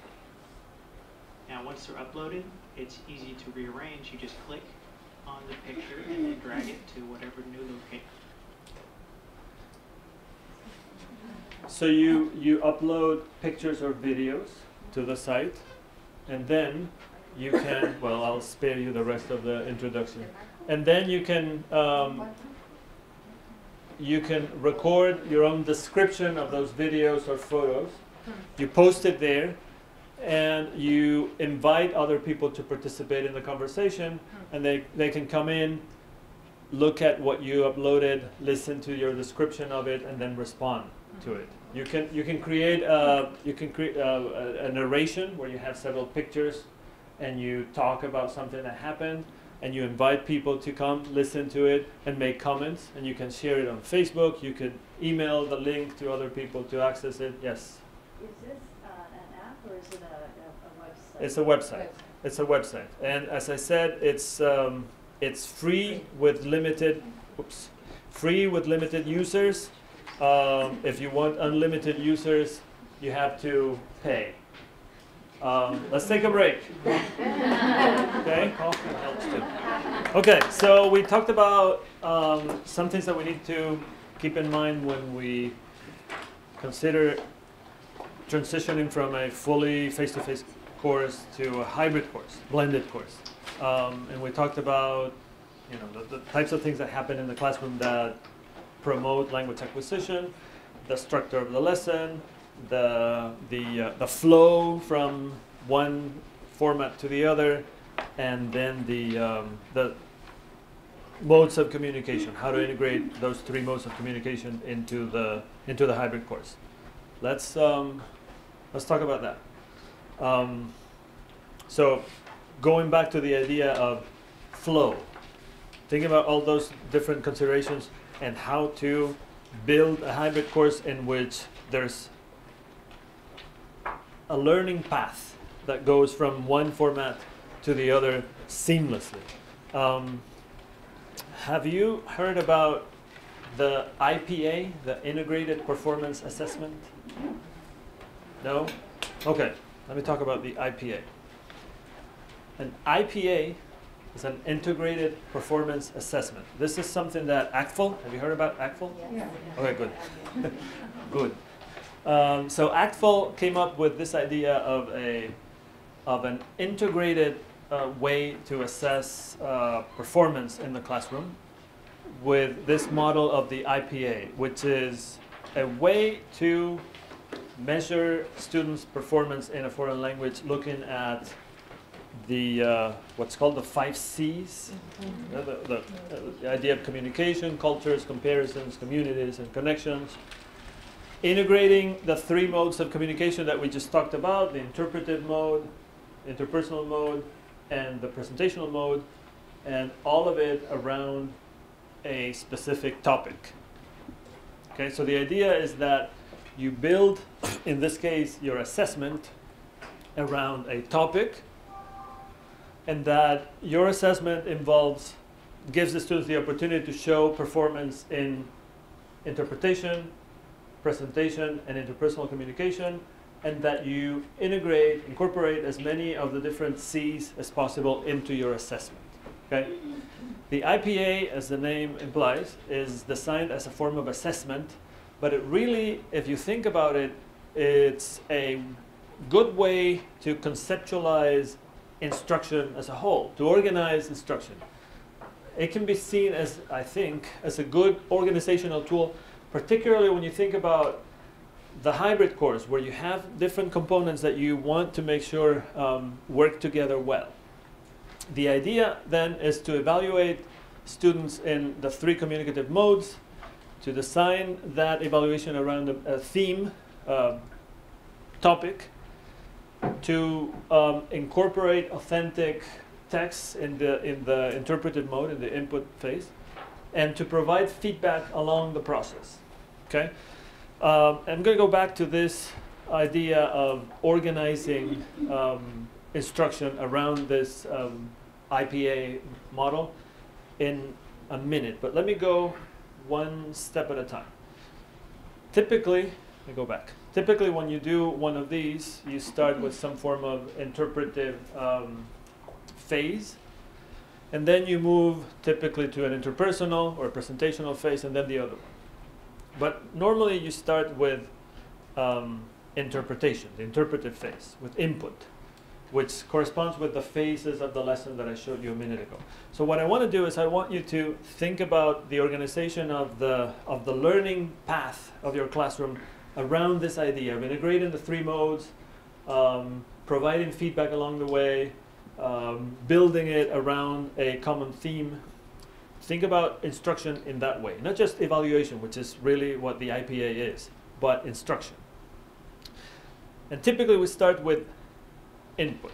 When we present, when we want to initiate a learning experience, we start by providing input. I want to show you some ideas of how to deal with the input, then with the interpretive phase, then the interpersonal phase, and then the presentational phase. There are many ways in which you can provide input, and we talked about some of those and how you can do it face-to-face or online. I want to show you one that I think is particularly useful with learners at the lower levels. And of course, this is completely unrelated to learning language, but it gives you an idea of what I'm going to talk about. It's an infographic. You're familiar with infographics? They're everywhere. They're everywhere. I mean, you open the internet and you find them. You find them on in magazines, newspapers include them all the time. Particularly some newspapers, USA Today. If you read USA Today, there'll be infographics. So it depends on the type of reader that they're targeting. But if they're targeting a reader that doesn't have a long attention span, they typically use infographics. And that's why they're useful for students as well, particularly at the lower levels. They are highly contextualized, visual. They don't require extended attention to discourse level text, right? The longest it has, and this is one that has long text, is a short, maybe 2-3 sentences. That's what it is. And they're useful as a way to start introducing input, particularly, as I said, at the lower levels. They're available in different languages. I'm most familiar with this one in Spanish. It's nice because it's organized thematically, so you can go to the site and find a topic. You click on the topic. It can be, I don't know, what could it be? Sports, and you can click on it, and it gives you a bunch of infographics about sports. Or you can click on economics, and it gives you a bunch of infographics on economics, right? All in Spanish. This one is in French, German, English. They give you a lot of opportunities to engage students with input in a very, as I said, very contextualized way.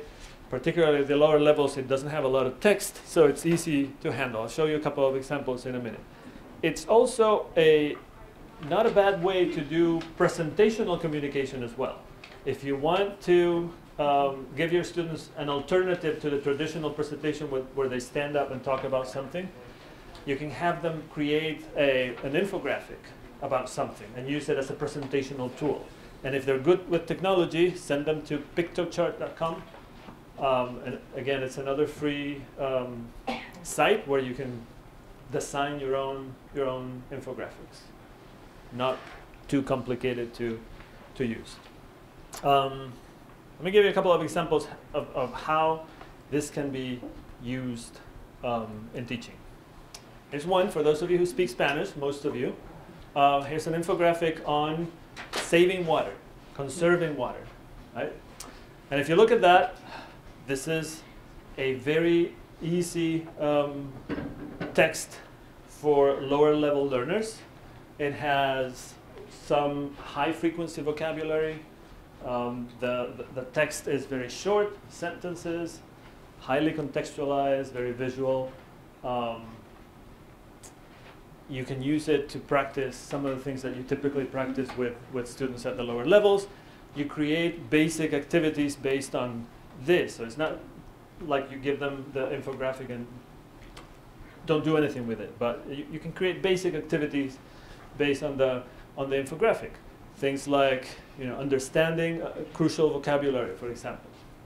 And you can move to more deeper interaction with the text. For example, finding specific information, extending the interaction with the text, and add 2 suggestions that you think would be good ways to conserve water. Write down 3 things based on what you learned from the infographics, 3 things that you will do to change in your routine in order to conserve water. If you think of it, if you look at the language that's used, if you look at the language that's used, you probably can't read it, but everything starts with a command in Spanish. So if you wanted to focus on some grammatical aspect of the text, you can do that and then have students work with that based on what they see. So, you know, there are many different things that you can do with something as simple as this. Here's an example in French. For those of you who speak French, this is what happens in Facebook every 60 seconds. Pretty interesting information, by the way. 382,000 likes in 50 seconds. And status changes, 82,557 every 60 seconds. So, you know, if you think about this, it's vocabulary that your first-year French students should be able to handle, most of it. There are a lot of cognates, numbers, so, you know, many things that you can do with something like this. Nobody teaches German.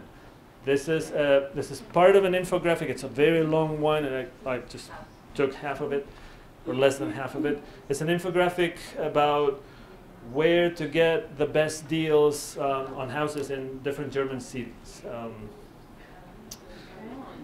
Okay, but I said that I was going to talk about putting it all together. This is just the first one possible way to introduce the input phase, the interpretive phase of the lesson. Let's assume that we want to build a lesson around the topic of recycling, an intermediate level lesson around the topic of recycling. I want to have my students interact with text in an interpretive communication way, and I want to do that when I'm not there as part of my virtual day. So I send them home with this, an infographic that says, why recycle? It's in Spanish. Even if you don't understand or read Spanish, I'm sure you can figure out what it says. This is an average family uses the equivalent of 6 trees in paper. If they recycled all that paper, they would save 3 trees and 34,000 liters of water and 4 months of electricity. This is how many bottles they use and what they would do if they recycled those bottles, and what happens with the plastic in those bottles when it goes, you know, down the drain. You know, basic information about recycling in Spanish. So I want, as part of my virtual day with my students, I'm going to be focusing on recycling. That's my theme. And I want to build a learning path around that theme where I want to incorporate interpretation, interpersonal communication, presentational communication, all those 3, okay? So I start with interpretive communication. I send them home with this, and I also find some kind of text that exposes the students to more extended discourse, that it's a good model of extended discourse. Again, for an intermediate level student, this is relatively easy to handle. There will be vocabulary that they won't be able to access yet, but lots of cognates, you know, relatively easy to handle. So I send them home with this to work on, and I give them a task. What kind of task can you think of that you would give students to work with these 2 texts? What things would you want them to do? Questions about the text. What kinds of questions would you build? Yes? Compare it with your own country. Okay, comparing with your own recycling experience in your own country. What else? Comprehension questions. Okay? We're going to talk a little bit later about what types of things you should build during the online component of the course when you're not there to facilitate comprehension. I'll talk about that in a minute. This is an idea of what I would do with that. In the interpretive phase of this lesson, working with these texts, these are a couple of things that I would do. I would ask students to read over the infographic, read the article, and then determine 3 reasons why recycling is an important practice based on the information in the infographic and the article. Talk about and then compare what they learned about Spain with their own recycling habits. Okay? Good. They do that when I'm not there, and I'll talk about how to facilitate that. But let's assume now that they come back to class the next day to see me, and I want to do some interpretive practice, interpersonal practice. As I said, when you're there, that's easier to manage.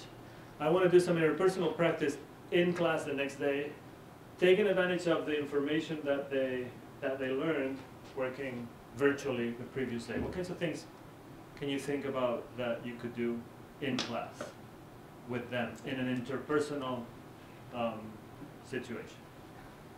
Give me a couple of examples. What kind of conversation about what? You can share the information in groups, for example. Share the information in groups. So you read about the article, I gave you some questions to think about it, work in groups and share what you learned. What else? Asking the others about what they do for recycling. Okay. Daily life. You've talked about recycling, you've learned some new vocabulary, you know what some people do. Go around the class, here's a survey. Go around the class and ask 5 classmates about their recycling habits. Okay? Anything else? Okay. Here's an idea of what I would do. Give them a task in which they have to role play something. In this case, you and a friend just moved into a new apartment in your or your family has moved into a new community. You've checked the information on recycling online. But despite your attempt to recycle on the curb, your recycling container was not picked up. Call the city office, explain what you did, and try to find out how to solve the problem for the next recycling day. Okay?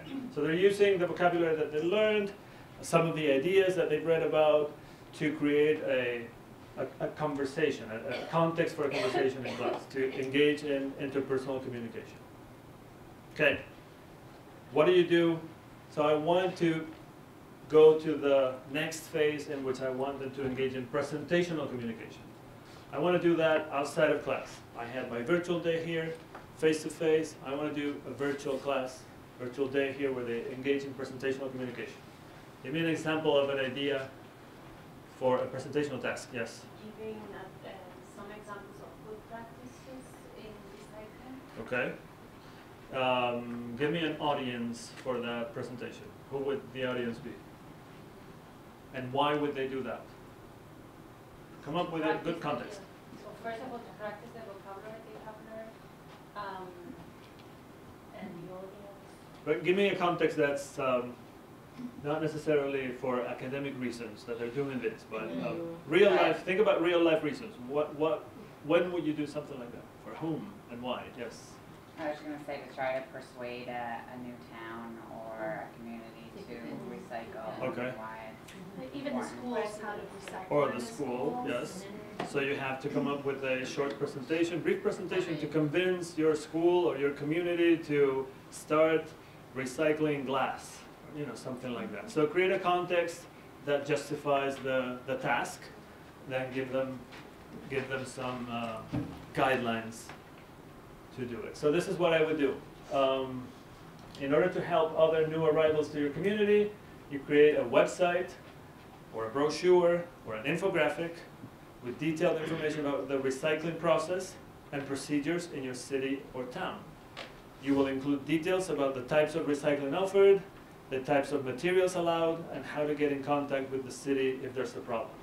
Okay, so I give them a whole context, why they're doing this, what they're doing and why they're doing it, and who the audience is, and they have to present in some form. It can be a website, it can be an infographic, it can be a brochure, and they can do this working in pairs or groups. So this is a basic structure of how you can integrate the three modes of communication around the same topic into to form the learning path that I was talking about when we were talking about the flow, that flow, keeping this in mind. Of course, this is a simplified description of it. You would have to have additional activities that would prepare your students to be able to do this, and activities that would prepare them to be able to do this and this. We'll talk about that in a minute. You can't just expect your students to be able to, you know, read these two articles and then come to class and you're ready to do this. No, you have to prepare them for that. You have to provide what's called scaffolding. Are you familiar with that idea? Concept of scaffolding? Yes, everybody? No? Quick review? Okay. Scaffolding. So this comes from the, have you heard of Lev Vygotsky? Yes. Okay. Educational psychologist who lived in the Soviet Union years ago, whose writings influenced what is now called sociocultural theory. In a nutshell, the idea is that learning happens when there's social interaction, particularly interaction between a novice and an expert, right? And let me explain how that works. There are things that I can do myself independently without help. That's what I can do. That's what I know. And there are things that I can't do. But there are things that I'm able to do provided adequate help and support from someone who can do those things. That's what Vygotsky called the zone of proximal development, which is that distance between what I can do independently and what I can do with support, with help.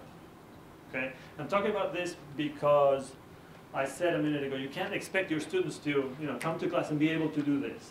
You have to provide them with support that will allow them to do that with some help, with a lot of help initially, then with some help, then with a little help, then independently. So you provide the scaffolding to hold it in place when they're not able to do it independently, and then you progressively remove the scaffolding. Think about a puzzle and a 4-year-old.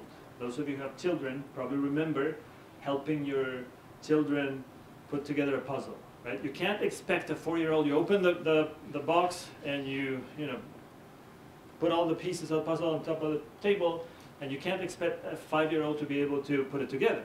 They can't do it. But you sit down with them, mom or dad sits down with the 4-year-old and says, look, find all the pieces that have a straight edge first and put them aside. And they can do that, right? And then you say, now find the pieces that have a straight edge and look black. And put them all together. And now see if you can connect those pieces. See, you're forming the right side of the picture. Now find the ones that are light blue and put them all together. So you give them enough guidance. You're the expert, they're the novice. You give the novice enough guidance and support to allow them to do what they wouldn't be able to do independently. That's the idea of scaffolding. Is that clear? Good. Okay, so that's what we instructors do with our students all the time. So if you think back to the idea of phases of the lesson that I showed you earlier, we started with a teacher-controlled phase, then we moved to a teacher-monitored phase, then we moved to a more student-centered phase, and then to independent production, extended production. That's what you do. You provide lots of scaffolding, and then you slowly remove it until they're able to do it independently. Okay, so I wanted to share one more thing with you, and I'm going to need some help again. It's just 2 pages this time. Thank you. 2 pages. And what I'm going to show you is an example of an activity that we designed for a German hybrid course at the University of Utah. This is a first-year course, I think. First-year German. And when we design these hybrid courses, we have a template that we use to design the learning path that I'm describing. And that template helps you think about the components of the learning activity that need to be in place when you design this learning path. So I'm going to show you, you're going to see an example of a chart that's complete with the description of several activities designed for a first-year German class. I want you to look at that for a minute.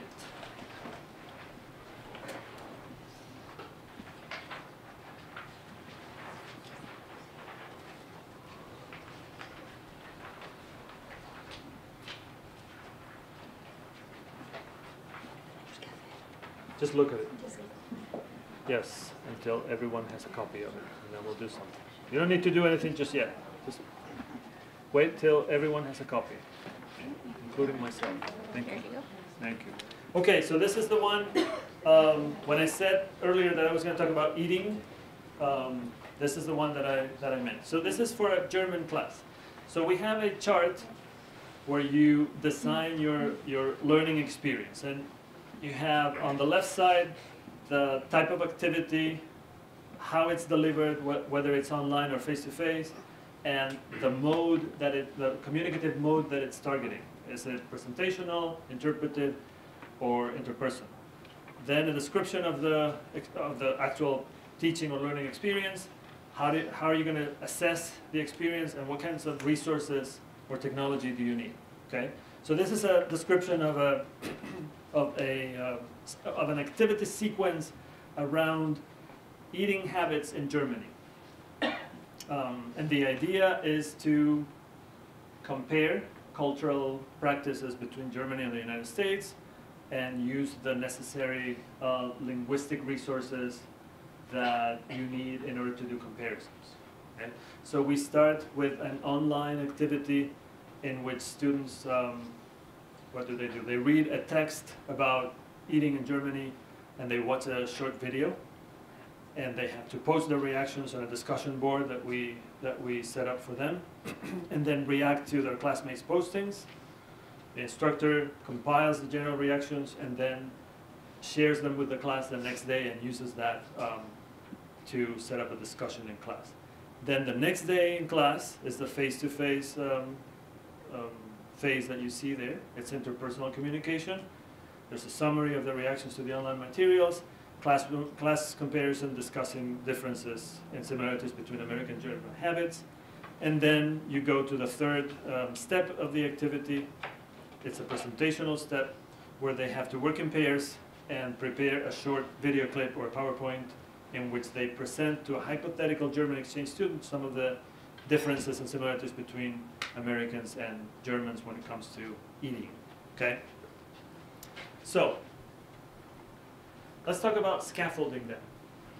So we start with the interpretive mode. This is what we want the students to do in that particular activity. We want them to work with a written text and a video, both about table etiquette in German. And we want them to read the text, watch the video, post their reactions on a discussion board, react to classmates. But of course, before they can post their reactions on the discussion board, I need to make sure that they understand the text.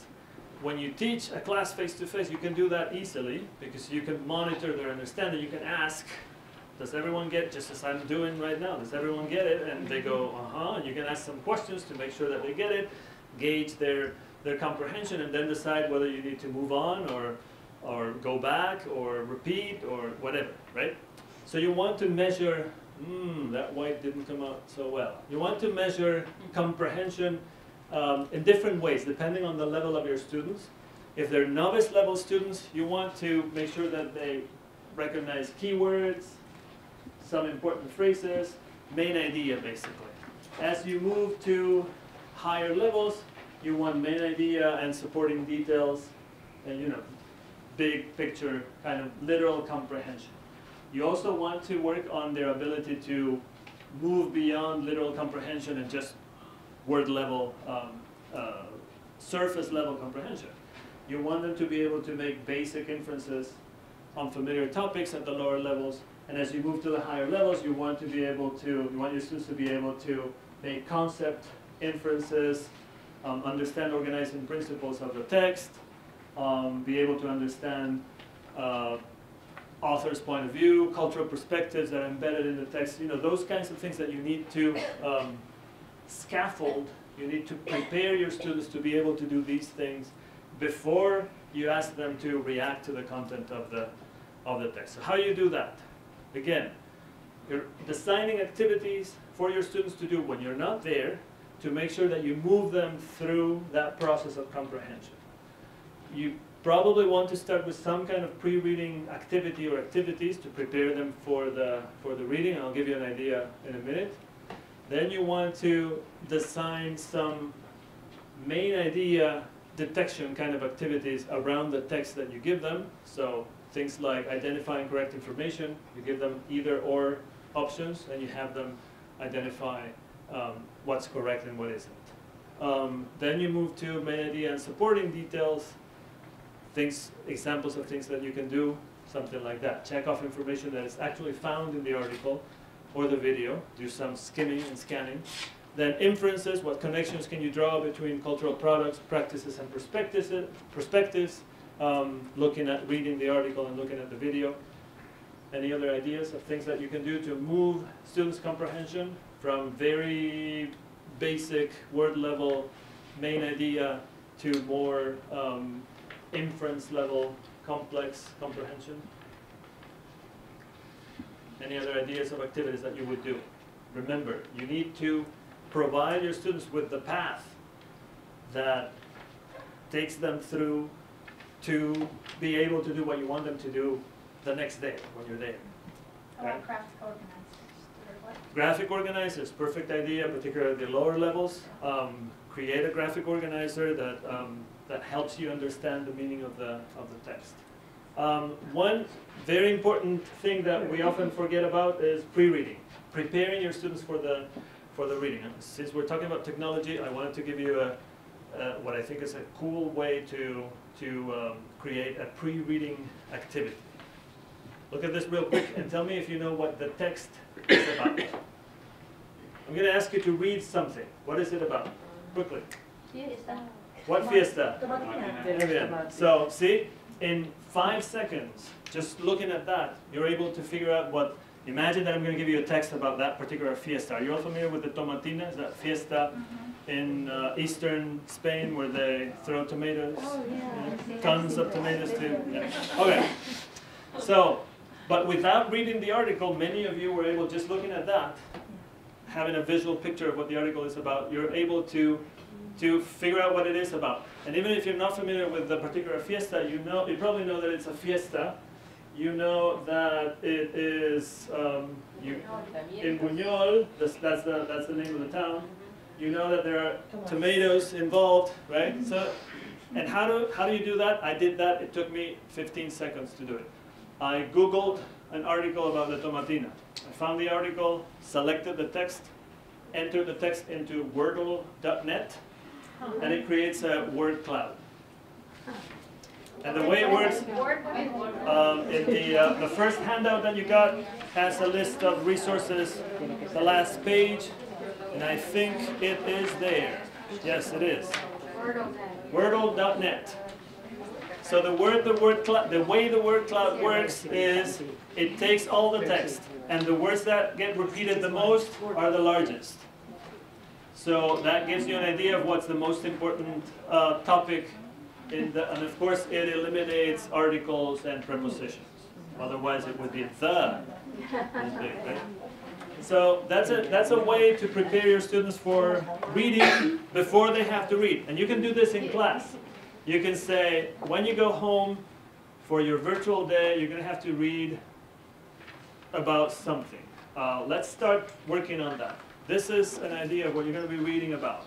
What's the vocabulary that you see there? What's familiar vocabulary? What do you think the text is going to be about? Okay, make some predictions. What kinds of words do you think you're going to need? You think you're going to need to understand the text? What kind of grammar do you think you're going to need? And work on that to prepare them for the, again, thinking about the flow, the connection between the phases. Okay. So you prepare them, you design whatever activities you need to design to take your students through this process from more basic comprehension to more sophisticated comprehension. Then they come to class, then they do some interpersonal activities like the ones that you suggested a minute ago.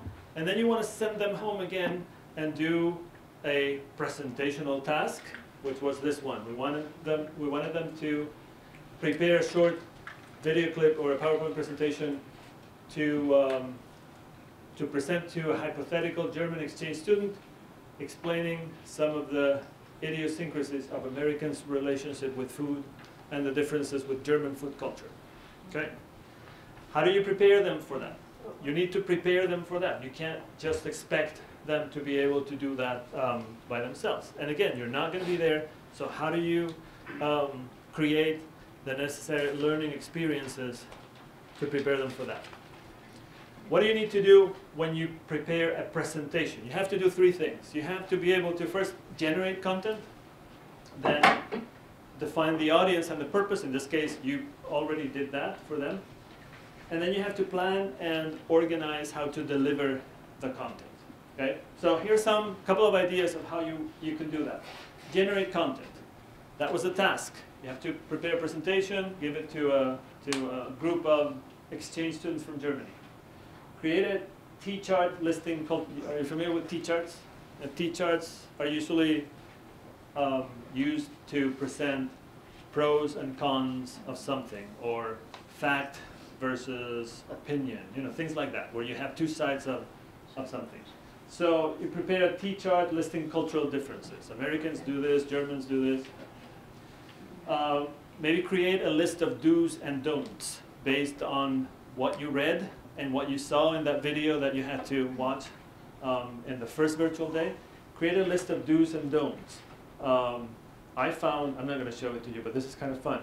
I found it, I said do's and don'ts, I Googled do's and don'ts about eating in France.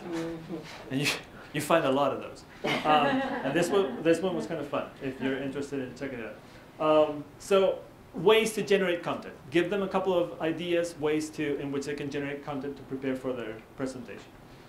They already have the audience and the purpose. They know what they're doing, who they're doing it for, and why, which will help them tailor the language and the structure to the audience. Then they have to plan and organize. Again, give them a couple of opportunities to do that. Have them create a draft or a script of the video that they can send to you for your feedback. Have them work in class creating a skit or a dialogue to illustrate a cultural difference. Before they have to do the actual presentation, one of the things that you can do in class, one activity, is have them work in pairs in which they create a skit illustrating one of the cultural differences that they will include in their presentation later. Any other ideas? Ways to prepare someone to do a presentation. Thinking about these three things: generating content, defining the audience, planning and organizing. Okay. I don't need any ideas now because I'm going to have you work in groups. So you have another page with this last handout where you have an empty course alignment grid, like the one we just saw for the German activity, but this one is blank. And what I would like you to do is that. Working with your group, again, here's a group icon. Create an activity flow for a lesson in which you would have some activities that happen online and some that happen face-to-face. And think about how the two would connect. And also how you would integrate the three modes of communication: interpretive, presentational, interpersonal. Okay? Again, I don't need a fully developed lesson plan, but an idea of how you would create around a common theme a flow of activities that go from the classroom to the virtual environment back to the classroom. Ready? 5 minutes? Is that enough? I know, just ideas. What topic are you coming up in your AP class? Suggest something and then you can Something that what do we want students to be able to do? Podemos pensar de analyze.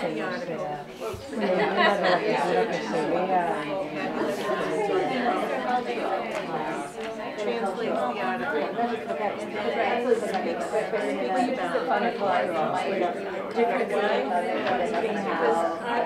Americans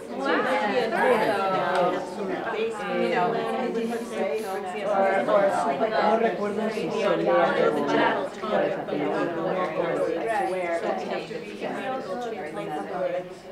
but they just so this it's scaffolding and messages that we know about. Yeah.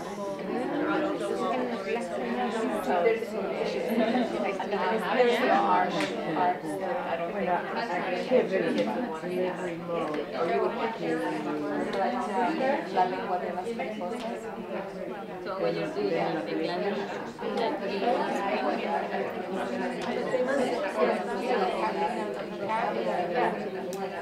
every single part of the vocabulary también, pero necesitamos un flow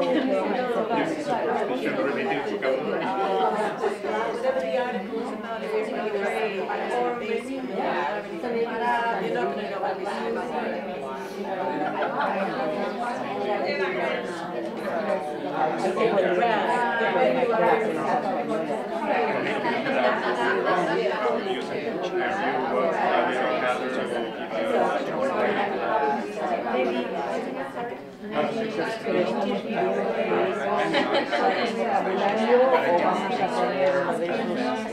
semantic matters of well, let's focus on you because we cannot do everything, you know. How do you get them to very good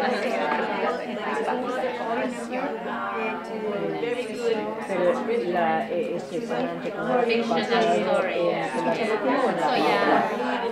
how do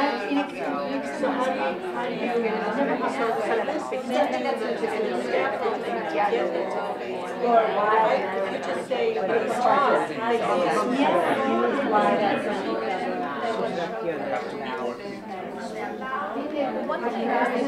but the fictional part will be the presentation given because there's some more creative,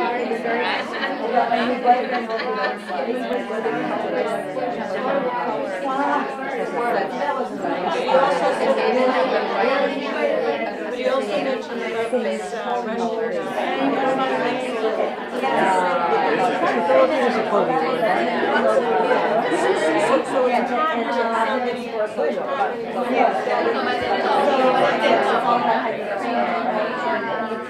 depending on what the reading is, the focus gets them ready for it. So when they're going to whatever it is, that's really well, everything's already set. They're expecting what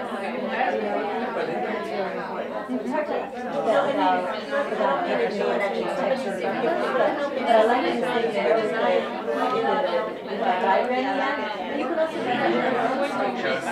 and just say what words do you associate with Thanksgiving or what do you associate with fiestas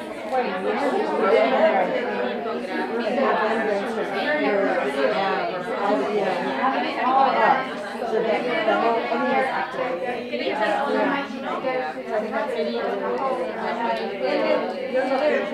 everything is activated. General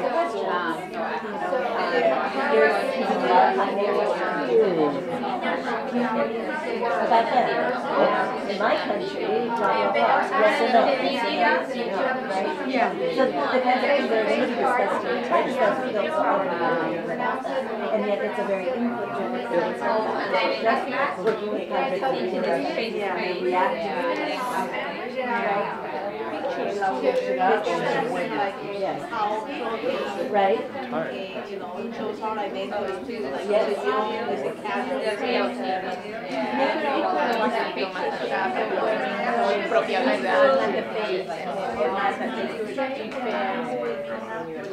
Yeah. Right. Why?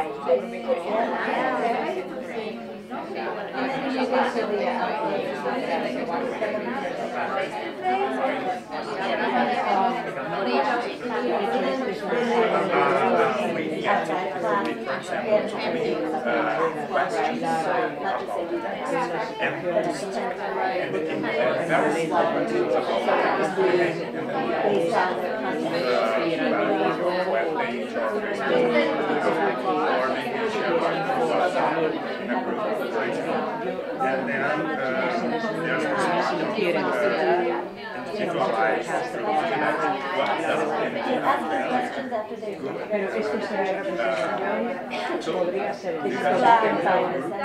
Be more specific, like the benefits of what they do.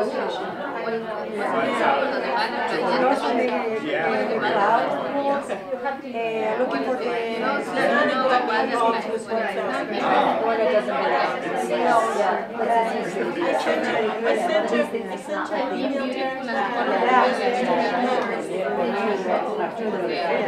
fresh air or what? That is what the warming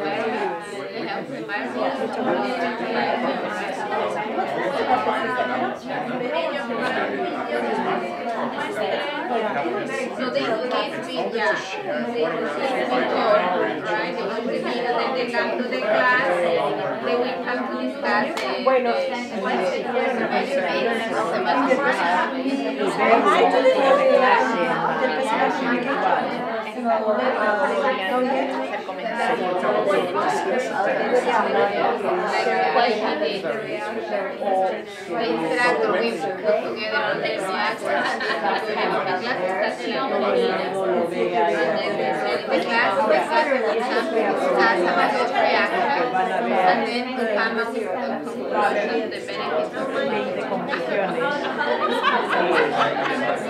and then the presentation is the other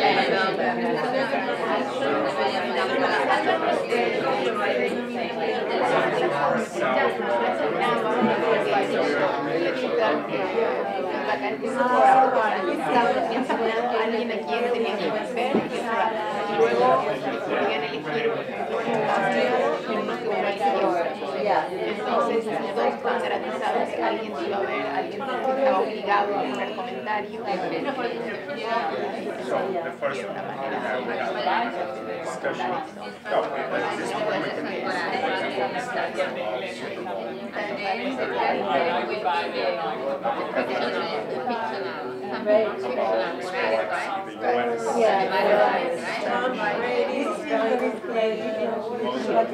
Are we ready? Are we ready? Then we can discuss it. No?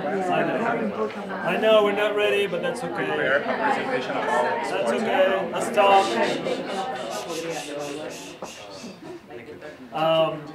So one thing that I'm learning is that 4 hours is not enough. We probably need 4 days, but that's okay. That's okay. We'll do what we can with the time we have. So, would anyone be interested in sharing some ideas? So what I wanted you to do is fill out that alignment grid. That's what we call it. And if you look at it, you'll notice that, of course, we don't have time to talk about everything, but you would start defining the objectives of the learning path.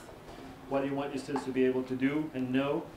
And then this is a definition of what the different elements would be. So who would like to share an idea? A series of activities that would cover the 3 modes of communication and would connect from one format to the other. Here. Thank you. So since we have subliminal information, there is Tomatina. Okay. Decided to work on Spanish fiestas. Good. So the objective would be to have students learn about geography, the different parts of Spain in this case, and have the students learn different fiestas from each part. So there would be geography and there would be vocabulary related to different celebrations. Okay.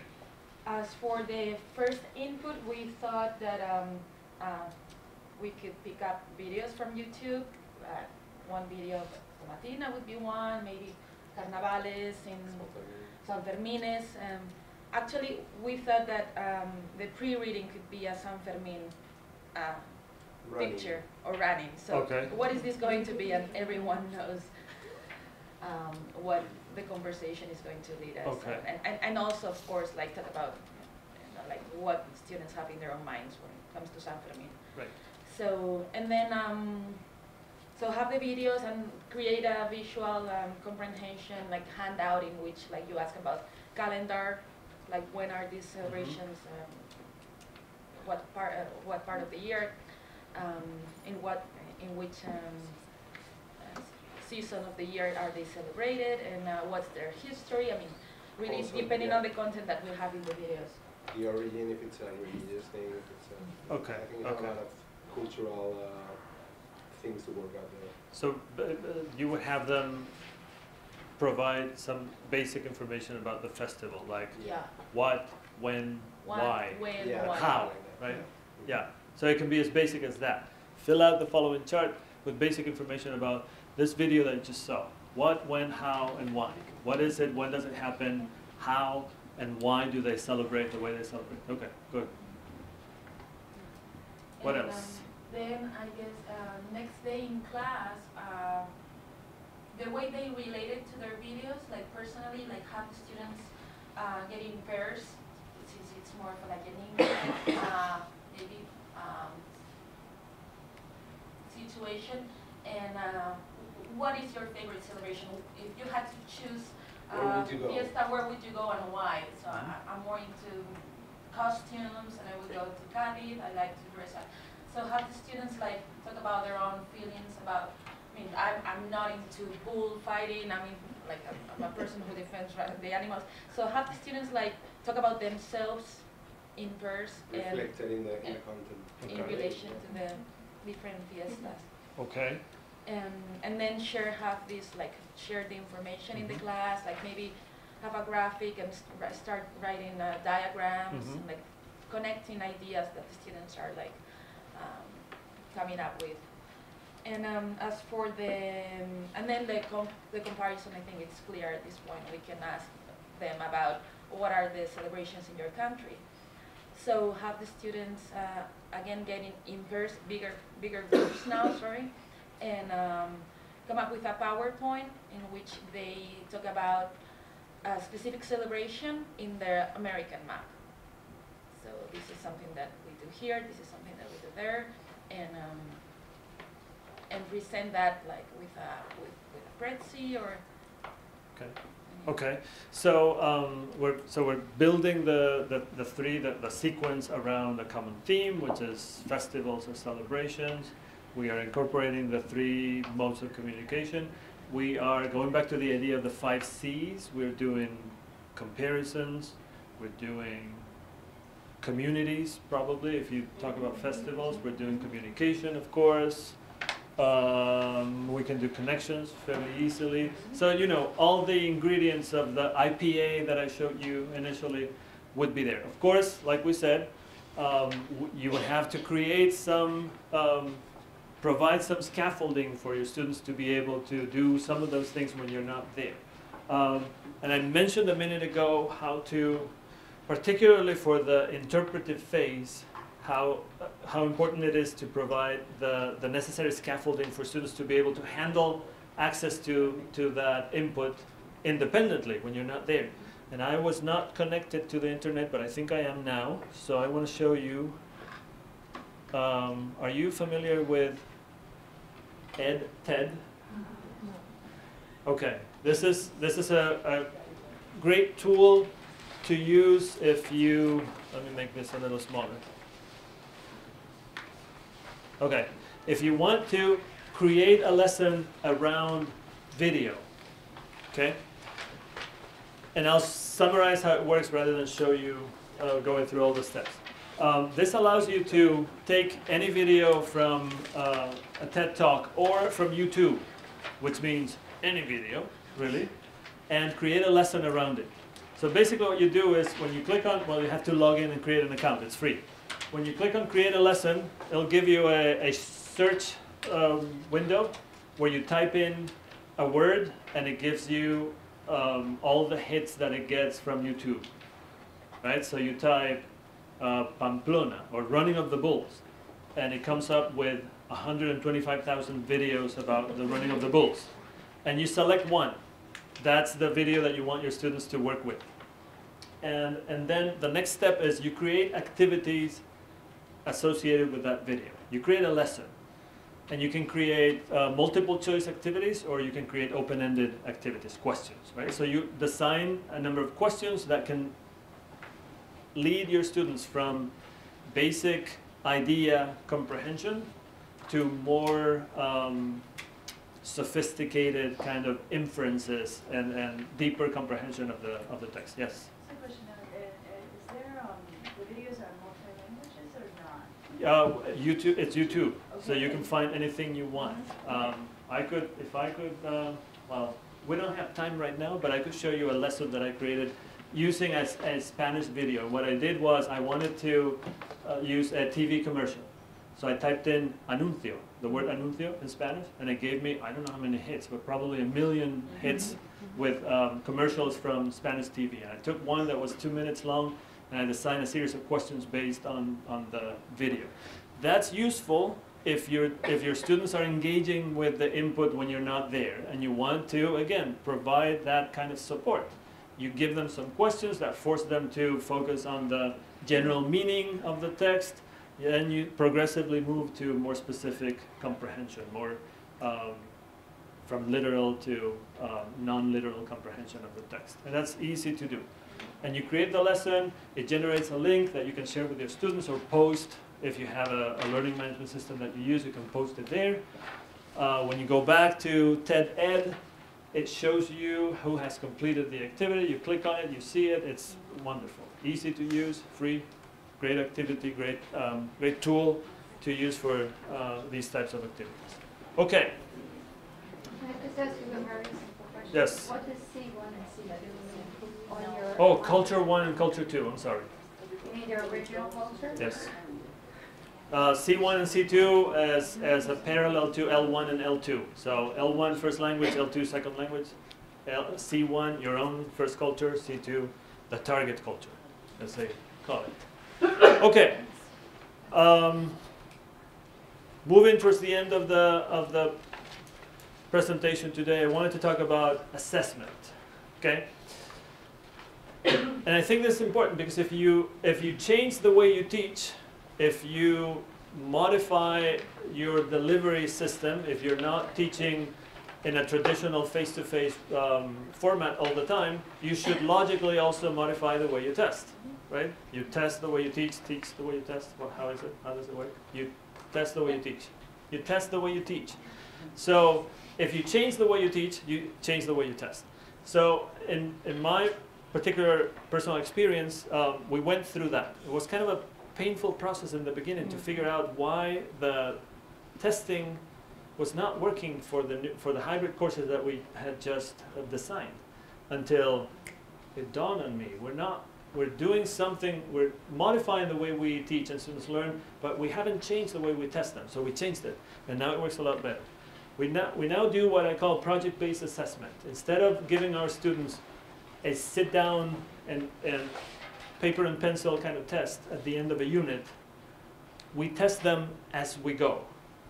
We design a project that they have to complete that has a number of steps, just like learning in the hybrid classroom has a number of steps that go from face-to-face interaction to online tasks and activities. We did that, again, to align with the way we teach, to broaden the audience for the test. Because in a traditional test, who's the audience? You are the audience. You're the only one who's going to be reading what the students produce. And how realistic is that when you think about communication in real life? That's not a good way to replicate what happens in real life. So we decided to generate more authentic tasks, broaden the audience, create a form of testing that is not only summative.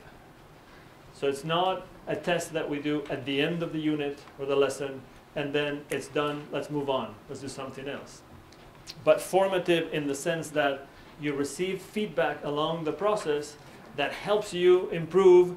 So by the time you get to the second step in that testing process, you incorporate the feedback that you received in the first step, and you improve your product. Okay, and it's also more open-ended than the traditional testing formats that we use. So in the first handout that you got this morning, if you go to page 4, is this your handout that I'm stealing from you?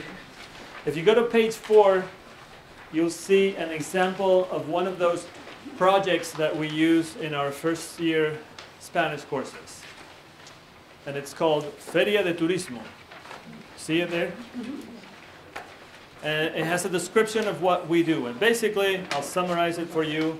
What we do is, over the course of probably 3 weeks or so, we give the students a series of tasks that are related to this theme. The idea is that there will be a Feria de Turismo in which they have to participate and promote their city. So some of the steps will require them to work in groups as a committee to come up with materials to promote their city. Some of the steps will require them to work individually.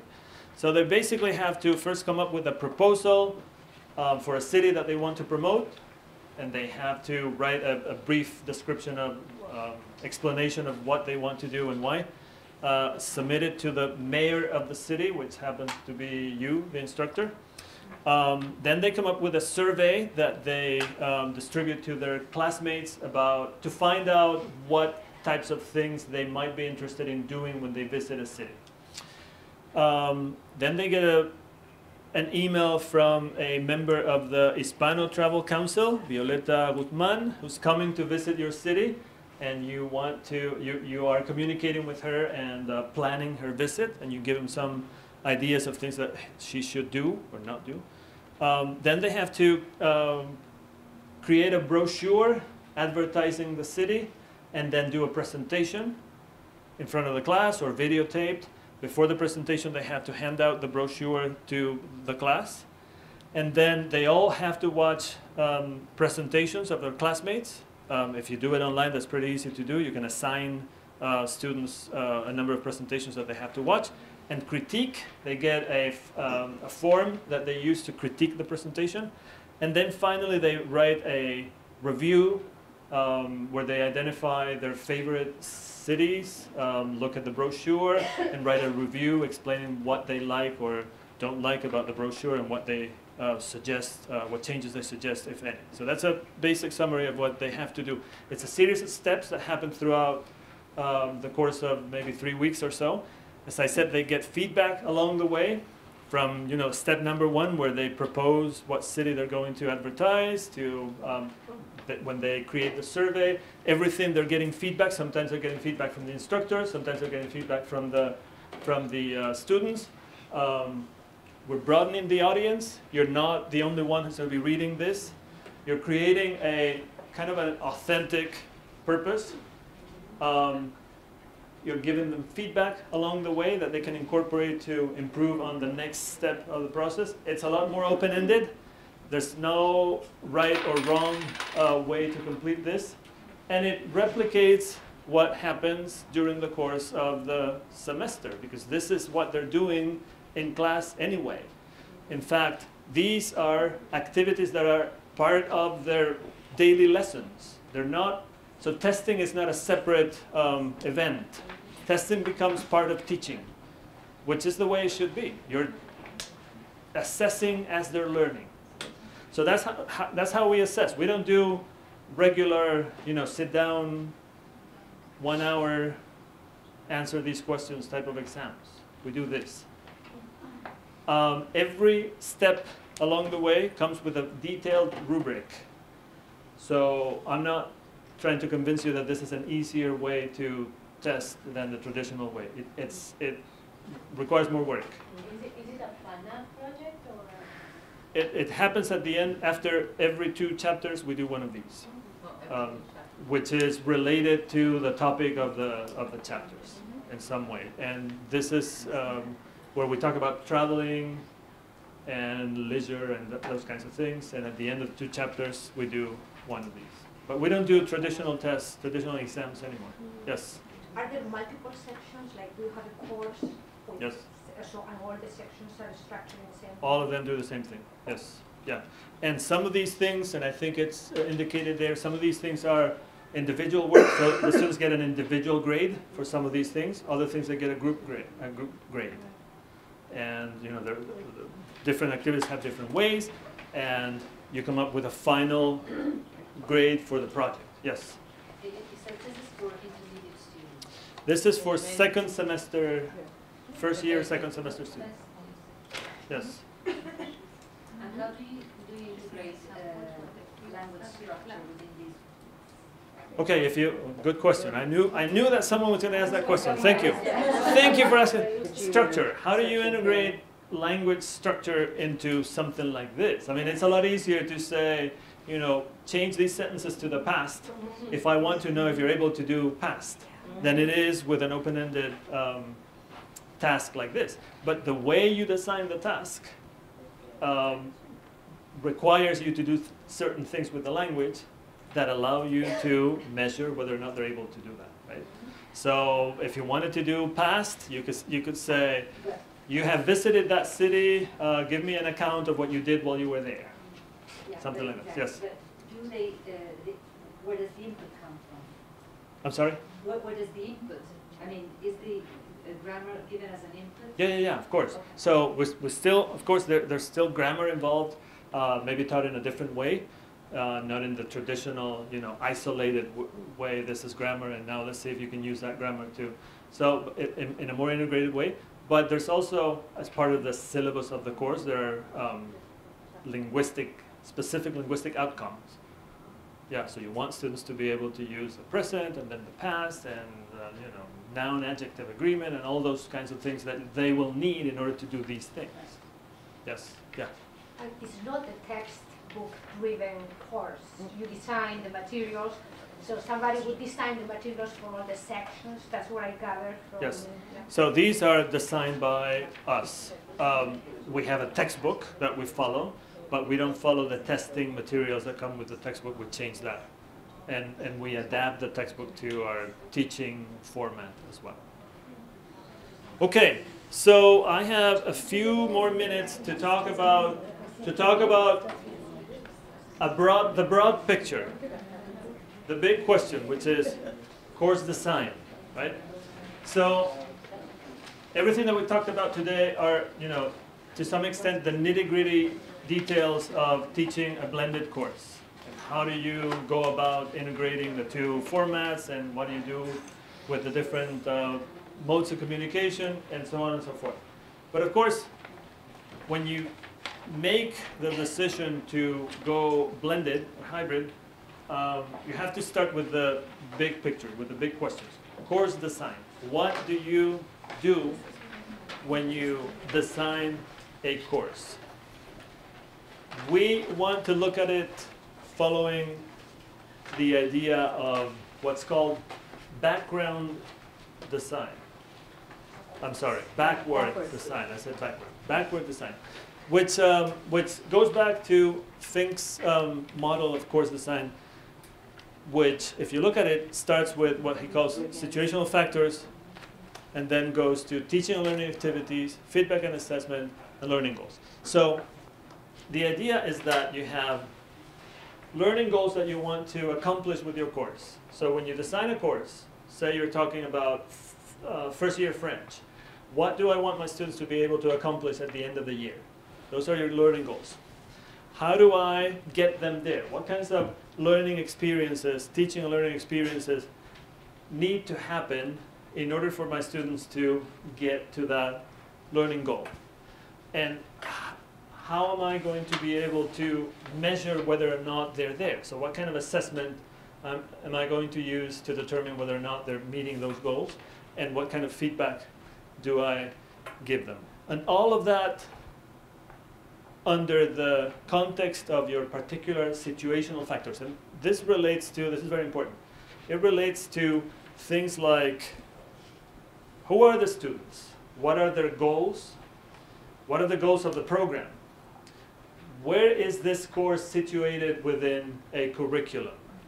Are the students continuing with the language, or are they taking a year of the language and then they're done? Who is teaching these courses? And what kind of background do those people have? What resources do I have? Some of you were talking earlier about, some of my students don't have access to the internet. Well, that's an important situational factor that's going to determine how you go about answering some of these questions. So all those things you have to keep in mind when you start designing the course, and based on that, then you establish reasonable, attainable, and measurable learning goals. You come up with the teaching and learning experiences that are necessary to achieve those goals, and the assessment that you will need to create to measure those goals. So it looks something like this. That's backward design. You identify the results. What do I want my students to be able to know and do? You determine what would be acceptable evidence. So when we looked at that project that I just discussed a minute ago, you have to think about acceptable evidence. Is that acceptable evidence that my students have achieved whatever goal I set when I created when I designed the learning goals? What is acceptable evidence? How will I know that they've met those goals? And then I organize instruction. How can I help my students get there? What do I need to do? What kind of scaffolding do I need to provide? What kinds of activities do I need to design to take them to those goals? So at the University of Utah, we have something called Quality Course Framework that looks like that. So when we design one of these courses, we always go back to this idea. We start with at the top with the objectives and the organization of the course. That determines the design of the course. Then we go to the build phase of the course, where we design the activities, think about the resources. If it's a technology-enhanced course, like a hybrid course, what kind of media we will need to build the course. Then we go to the teach phase of the course, where we figure out how to create a community of learners, support that community of learners with the activities that we design. And then we go to the revise phase, where we gather feedback and evaluation, either in the form of assessment or evaluation from the students. And based on that, we revise, go back to this, and start all over again. So this is what we use every time we design one of these, particularly hybrid and also fully online courses. Okay? That's the big picture. Okay. So when you design a blended course, when you think about designing and developing a blended course, start by thinking about the context, as I said, situational factors. Who are the students? What are the goals of the course? Where is this course situated in terms of the curriculum? Who teaches the course? What kind of resources do I have? Based on that, you determine reasonable, attainable, measurable goals. Decide how you're going to measure them. You build the actual learning tasks, which are some of the examples that I showed you today. You always keep in mind the flow between the two components of the course, and then you assess, and based on the results of the assessment, you introduce whatever revisions you have to introduce. That's the idea. Thank you. The rest of the time that we have, which is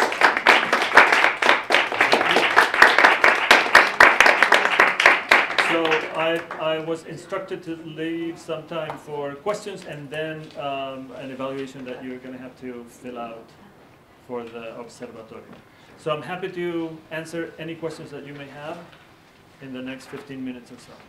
I want to see all that you have taught today. How does that integrate with immersion schools? Like if you are in a two-way program, from kindergarten all the way to 12th grade. Yes. Do I see what you taught today in a different way because you taught it as a foreign language? Or is it the same? Can you explain, in case not everybody knows what an immersion two-way program is? The two-way, we teach Spanish since kindergarten, and it goes from kindergarten to 12th grade, but we teach Spanish language arts, math in Spanish, science in Spanish, social studies in Spanish, and they do have a English class. And since kindergarten, the amount of Spanish is really high, like 90% versus 10% in English. And then as they go up, the English increases and the Spanish decreases. But it maintains 50-50 from 3rd grade on, and then middle school is only 2 classes, and then high school is only 1 class. But they are fully immersed during the first education of their lives. So they do speak a lot more Spanish than someone they take it as a foreign language. So I'm just wondering, how do I put that in my mind that I'm in a 2-way program? Yeah, so there's really no reason why teaching a language in an immersion context should be different from teaching a language in a foreign language context, because the goals, again, are basically the same. The situational context, situational factors that I talked about are obviously different. Learning goals that or outcomes that you can expect in that kind of program are different from what you can expect in a 4-semester sequence that you have in most languages at the college level. But the approach is basically the same. And when you talk about hybrid instruction, and remember what we talked about at the beginning, and the ability to use technology to increase time on task, exposure to the target language, that works in your context the same way it works in a university context. In the state of Utah, for example, where we have more immersion programs than any other state in the country, by the way, one of the tools that are used in middle school, actually, in middle school, to increase students' time on task, because we do the same thing, and once you get to a certain grade, the amount of hours that you get in target language decreases, and in English it increases. So to give students more access to the language when you're not there, we have a hybrid model of instruction in which students use something called Scola, that some of you may be familiar with. It's a program that uses target language videos to create lessons. And they use that SCOLA. And they use that as support for what they do in class at school. So when they go home, they have some lessons that they have to complete using Scola to support what happens in the classroom. So it's basically the same idea that we're talking about. Of course, as I said, the context is quite different, so the goals and the methods and the way you assess will be different, but the basic concept of incorporating technology as a way to increase time on task and to facilitate some of the things that need to happen in order for second language acquisition to happen, it's the same.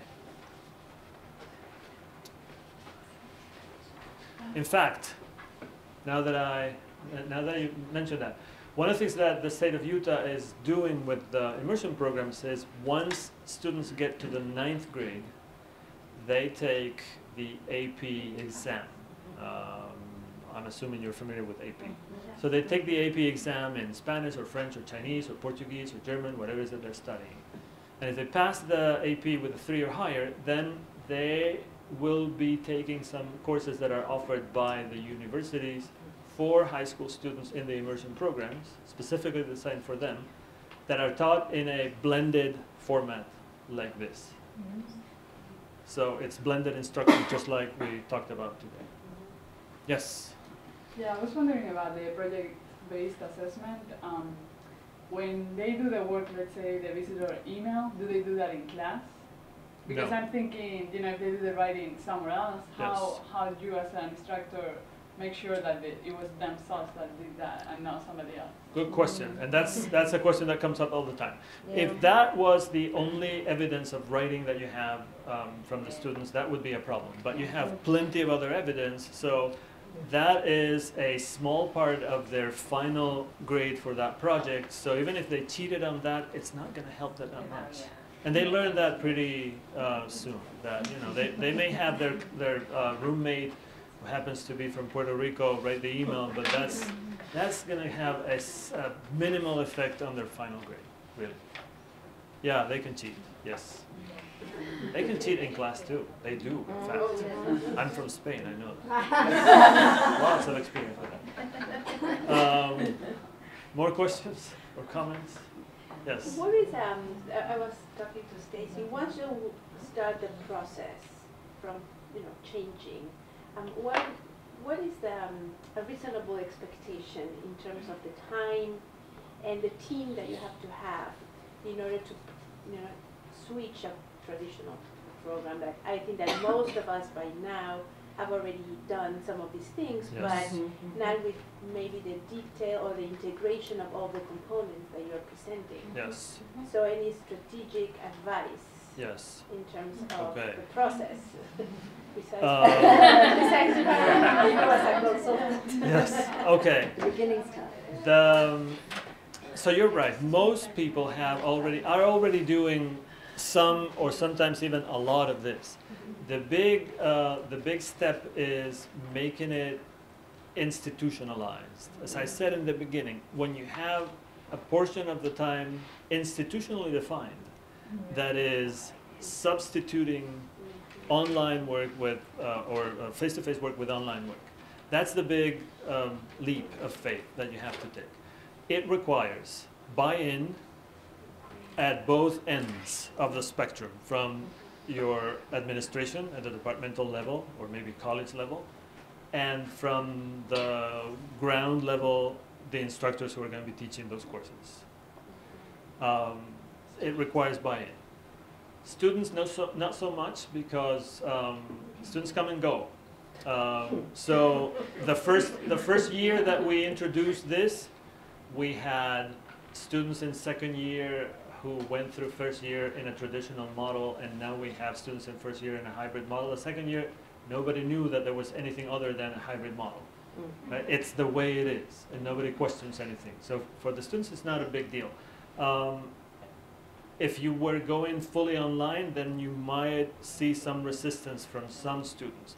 But the fact that you maintain a fairly strong face-to-face component of the course is enough to satisfy those who actually need the human contact. You need buy-in from your instructors who are going to be teaching the course, and you need to involve them in the process of designing and thinking about the particulars, the challenges that they will encounter when they design this course. My most valuable advice, I think, and this is what I tell everyone, is start small. Start with maybe one section or two sections. Find a couple of instructors who are particularly willing to do this and enthusiastic about the idea. Design a couple of sections. Give it a try for 2 or 3 semesters. Make changes as you go, and then progressively increase the percentage of sections that you teach in this model. That's what we did. I started with 3 instructors who were very committed and very willing to do this. We redesigned 3 sections that they taught. We taught that way for 3 semesters, and we made whatever changes we needed to make and there were many changes that were needed initially.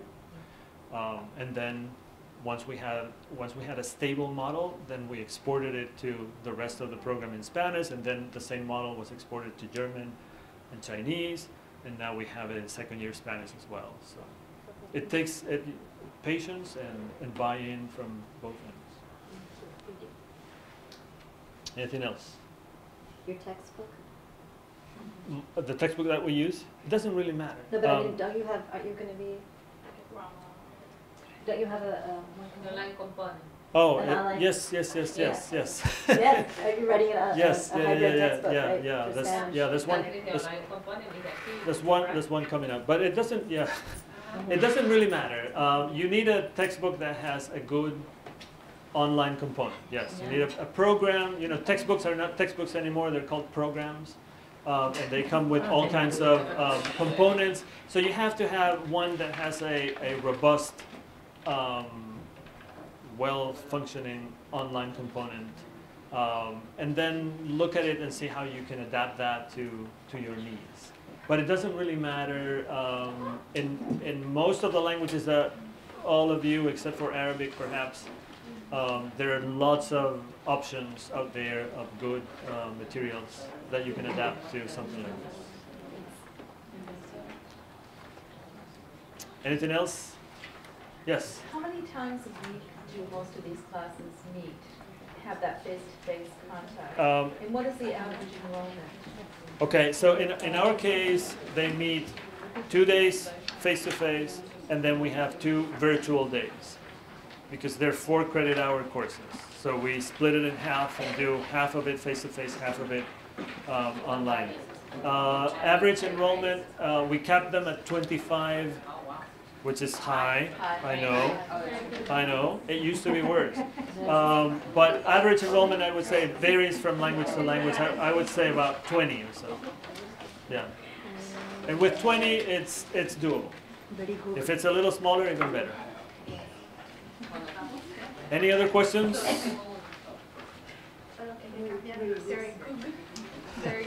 Very good. If it was very good, just check very good.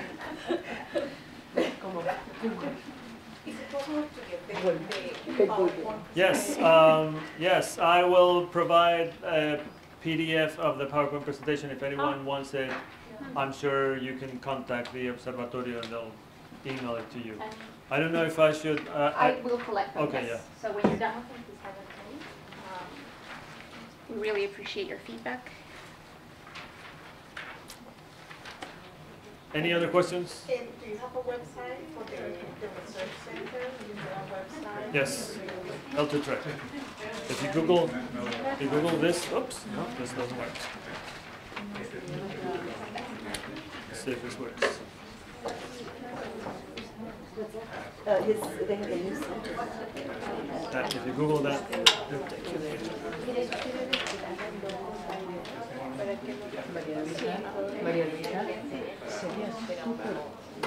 Thank you all. Enjoy the rest of your weekend. Snowing.